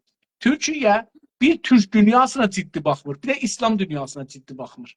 Ciddi əslə baxmır. Bax, İxvanül Müslimin olmaya baxmır buna. Eyni İran kimi bir ideolojik baxır əslində. Biraz da Amerikanın təsiri çoxdur. Bunu qəbul edirik. Amerikanın təsirindən Türkiyə özünü çıxada bilmir. Çıxada bilməz də. İnanmıram da. Məsələn, gələn 50 ildə özün məsələn müstəqil bir məmləkət kimi deyək ki, %100 mən özümü idarə eləyə biləcəm, eləyə bilmərəm. Mən inanmıram. Çünki NATO-nun ya gərək altından çıxa eşiyə, altından çıxa gərək ayrı qutbuya ya yarada, ya da bir ayrı qutba girə. Yəni Türkiyə tək öz başına davam gətirə bilməz. Necə görürük də, o indi 40 ilə yaxındır Türkiyədə bir iç davasız salmağa çalışırlar. O savaşda heç olmasa 40 neçə min nəfər adam öldü. Yəni adam deyəndə mənzurum məmuli adamlardan demirəm. Yəni savaşçı, ordu əskər öldü ya Kürt silahlıları öldü. Onun üçün mən belə düşünürəm ki, Türkiyə çalışır. Bu atmosfer yalanıbdır. Siyasi atmosfer, bir psikolojik ya rəvani atmosfer yalanıbdır İsrailin əleyhinə. Bundan faydalansın. Biraz ekonomisinə oradan pul gətirsin içəriyə, ekonomisini gücləndirsin, eləyə bilsin ki, özü saxlasın. Eyni halda Türkiyənin içində mütəəssifanə... Siz İxvanül Müsliminin etkənini göz ardı mı eləyirsiniz? İdeolojik... Yox, eləmirəm, amma beləsi görürəm ki, Türkiyə geçən bir ayda yadınızda olsa, çox belə içində Suriyəli, yəni Ərəb kökənli davalar çıxdı. Hətta bəzi məmləkətlər pulların çəkdilər Türkiyədən. O, bilmirəm ki, yadınıza gəlir, yox, bir ay bundan qabaxa bir dənə 9 yaşında qıza dedilər, Suriyəli bir cavan təcavüz eləyibdi, nə bilim, filan. Bunlar bahis oldu ki, bəzi şəhərlərdə ərəblərlə Türklər qarşı-qarşıya durdu və savaş düşdü içəridə. Yəni, bir-birlərini öldürdülər xiyabanlarda. Adamlar öldü, yaralandılar, çox oldu. Ərəbləri qoydular, qaçdılar. Milyarderlər gəlmişlər, orada ev almışlar, hamısı qoydular, getdilər. Turistləri qoymurlar gələ. Türkiyə məcburdur bunu düzəldir. Yəni, bu qopuqluq ki var, bunu düzəltməlidir. Ərəblərin təvəccühün, iltifatın, ora qeytməklərin saxlamalıdır. O da nədir? Türk millətinə də bildirməlidir ki, baxın, bu ərəblərdən... İstəsəniz qatılarsınız bu bəhsə. Mənə görə, ona görə ola bilər ki, istəməyəsəniz qatılasınız ona görə. Yox, qatılacağım. Qoyun səfəli və söhbət nöqtəsi mən də deyəcəm. Buyur. Bəli, mən fikir edirəm ki, bu o adamların, ərəbləri geri qeytərmək, ərəblərin və Türk dünyasının, müsəlman dünyasının etimadını qazanmaq bu amaçlıdır. Yoxsa mən inanmıram ki, gələrlər orada bir ciddi bu şeyə, nə deyərlər, Abbas'a bir ciddi bir yardım gələrlər, inanmıram. Mən buna əsla inanmıram. Buyurun. Salih bəy, sizdən eşidək və Türkiyədən də, yəni mənə görə ən azından bir Türkiyəli birisinin də haqqı var bu şeydə. Əziz yoldaşlar, salamlar, saygılar yazırlar, suallar, onlara təşəkkür edirik. Hər kəs ki, canlıya orada yazırlar, bəziləri çoxlar dəvət göndərirlər və mən qəbul eləməyəndə hətta otağı da tərk edirlər. Niyə? Çünki biz... Mən əgər icazə istəsəm, mənə xəstəxanadan zəngi vururlar dal-dal. Mən icazə istəsəm, mən buradan gedə bilərmiyim? Sonra qulaq asaram. Salih bəy, sizin fərmayişində sonra qulaq asaram. Sağ olun dostlar. Çox məni bağışlayın. Geçmiş olsun, hər halda sağlıq və şifa dileriz. Sağ olun. Var olun. Hələlik. Salih bəy, buyurun. Yoldaşlar ki, istək göndərirlər canlıda olmağa.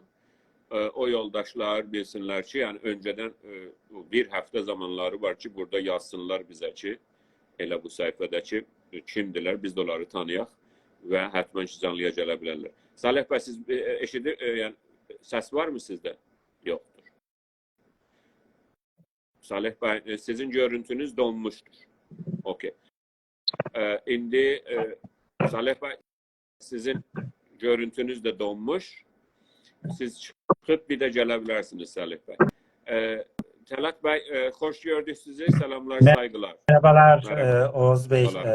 Saygıdeğer şahsınızı ve Sayın Salih Bey'in o çok saygıdeğer şahsını her ne kadar şu an yayında mı değil mi bilemiyorum ama ben saygıyla selamlıyorum. İnsaf Ali Bey tabii ki ona da geçmiş olsun dileklerimi iletiyorum. Kendisi önemli bir nedenle yayından ayrıldı. Ben kısaca üzerinden geçmek istersem hani ne düşünüldüğü işte Mahmut Abbas'ın Türkiye'ye daveti ve Gazi Meclisimizde gelip konuşma yapacağı zaten Türkiye'de de çok konuşulan hatta büyük itirazları da beraberinde getiren bir gündem. Ben şahsım adına açıkçası öyle birisinin Türkiye Büyük Millet Meclisi gibi Türk Kurtuluş Savaşı'na şahitlik yapmış Mustafa Kemal Atatürk'lerin, İsmet Paşaların o sıralarda oturduğu, başkanlık yaptığı bir meclise gelmesi açıkça Türkiye için bir kazanç değildir, eksikliktir, bir kaybediştir. Tabii ki Filistin'e bunun hem moralite olarak hem kendisini ifade etme açısından da büyük bir kazanç olacaktır. Muhakkak ki yerli ve yabancı basında hatta Batı ülkelerinin liderleri olsun ya da medya kuruluşları olsun bunu yakından takip edecektir. Tabii bu bizim kendi şahsi düşüncemiz, sonucu değiştirebilir miyiz? Mahmut Abbas'ın gelip de Türkiye Büyük Millet Meclisi gibi kutlu bir ortamda konuşması engellenebilir mi? Hayır, değil. Tabii ki bu siyasetin verdiği bir karardır. Devletin, yönetenlerin verdiği karardır. Sebep ne olursa olsun Mahmut Abbas'ın Türkiye'ye gelip bir konuşma yapması, bir ziyarette bulunması Türkiye'ye 20 milyar dolar değil, 2 dolar bile bir kazanç sağlamaz. Türkiye'nin buna ihtiyacı da yok.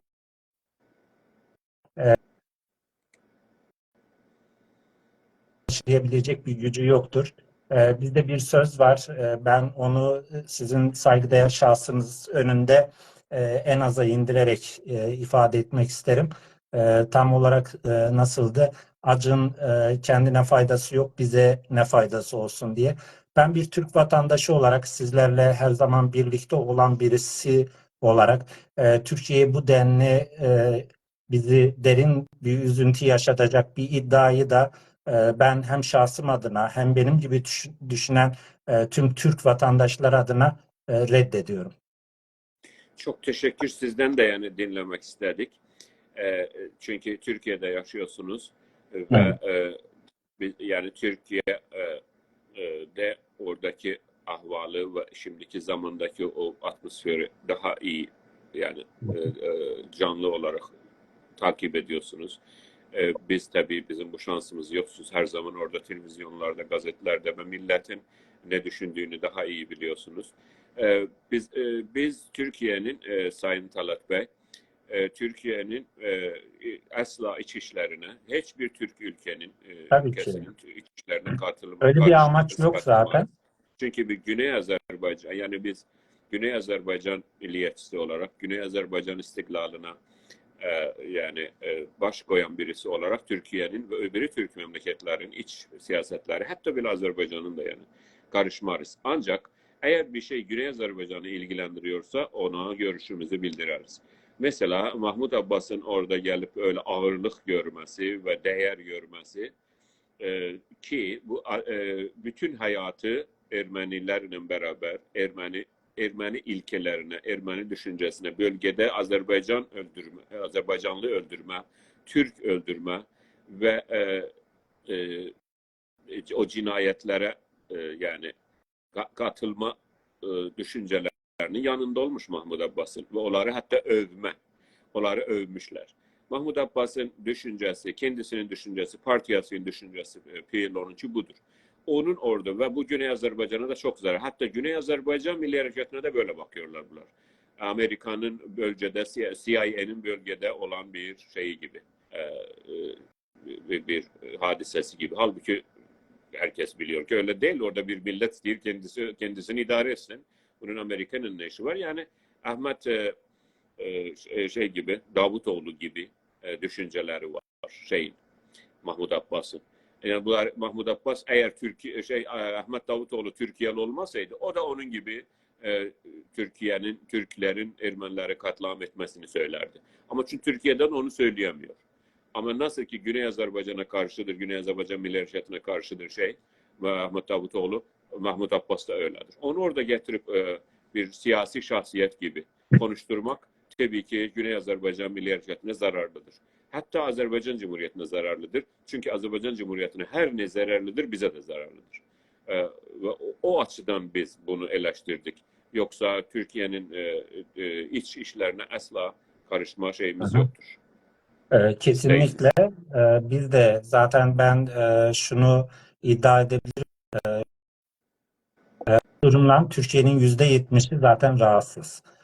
Yani şöyle bir şey söyleyelim. Bir bireyin bile kendi seviyesine göre bir arkadaşlık seviyesi vardır. Siz eğer çok güçlü, çok kültürlü, çok deneyimli, kendine güveni olan, ağırlıklı bir insan olursanız sizin arkadaşlarınız da sizin seviyenizde insanlar olur. Ama sizin kaliteniz düşükse maddi, manevi, eğitim her konuda ne olursa olsun seviyeniz aşağı gittikçe insanın olursa olsun onun arkadaşlığı da elbette ki aşağı seviyelerde olacaktır. Emin olun bu konudan Türkiye'nin %70'i rahatsız. Zaten bir ekonomik bir problem var. İnsanlar akşam nasıl edeceğini düşünüyor. Aslında toplumu ilgilendiren ya da toplumdaki derin konular çok daha farklı olduğu için bu konulara şans verme ya da bir şey söyleme gibi bir enerjisi de yok açıkçası. Ben şunu söyleyebilirim. Daha önceki programlarınızda da katıldığımda vurguladım. Ben bir Türk vatandaşı olayım ya da olmayayım. Dünyada yaşayan herhangi bir insan olarak coğrafyanın neresinde olursa olsun 40 bin tane sivil insanın öldürülmesinden acı hissediyorum. Üzüntü verici. Bunun vericidir. Bizi izleyen dünyadaki herkes için belki yani İsrail'deki bir insan için de bence bu bir üzüntücüdür.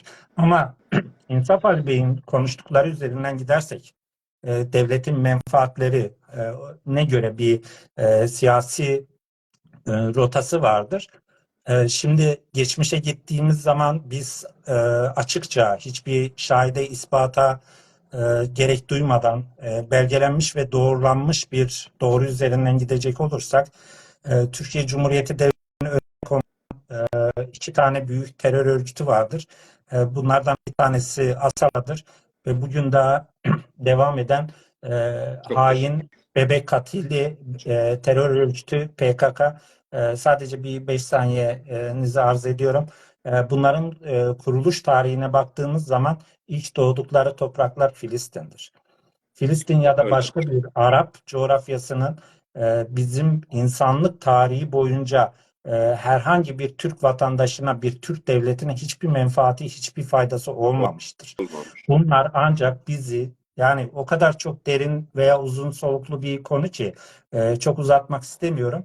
Bunlar bizi sadece cennet vaadiyle işte o siz ne büyük komutanınız işte bu İstanbul'u fetheden komutan ne büyük komutandır işte gittiğinizde cennette böyle olacak Araplar kutsaldır.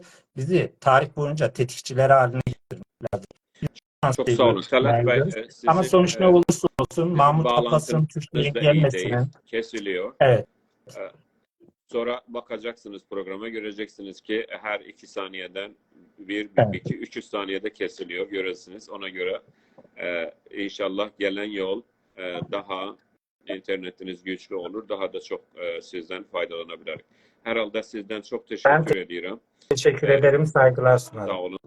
Bize hatırlattınız ki hele bu terör örgütlerinin PKK olsun, YPG olsun bunların hepsinin kuruluş ve kalkış yerleri hele bu Filistin ve başka Arap coğrafyalar olmuş maalesef. Çok teşekkür. Ben bütün yoldaşlara selamlar, saygılar yazdılar. Sağ olun Talat Bey. Ben de onlara teşekkür ederim. Çok sağ olun katılanlara, soru yazanlara. Hər kəs ki, daha da çox yəni canlıya qatılmaq istəsə, onda bu həftə oraya yazar və biz də həttəmən çağırarıq. Çox sağ olun, hər kəsə hər vaxtınız xeyir olsun. Gələn həftə Pərşənbə günü Təbriz saatı 9-da görüşürük. Sağ olun.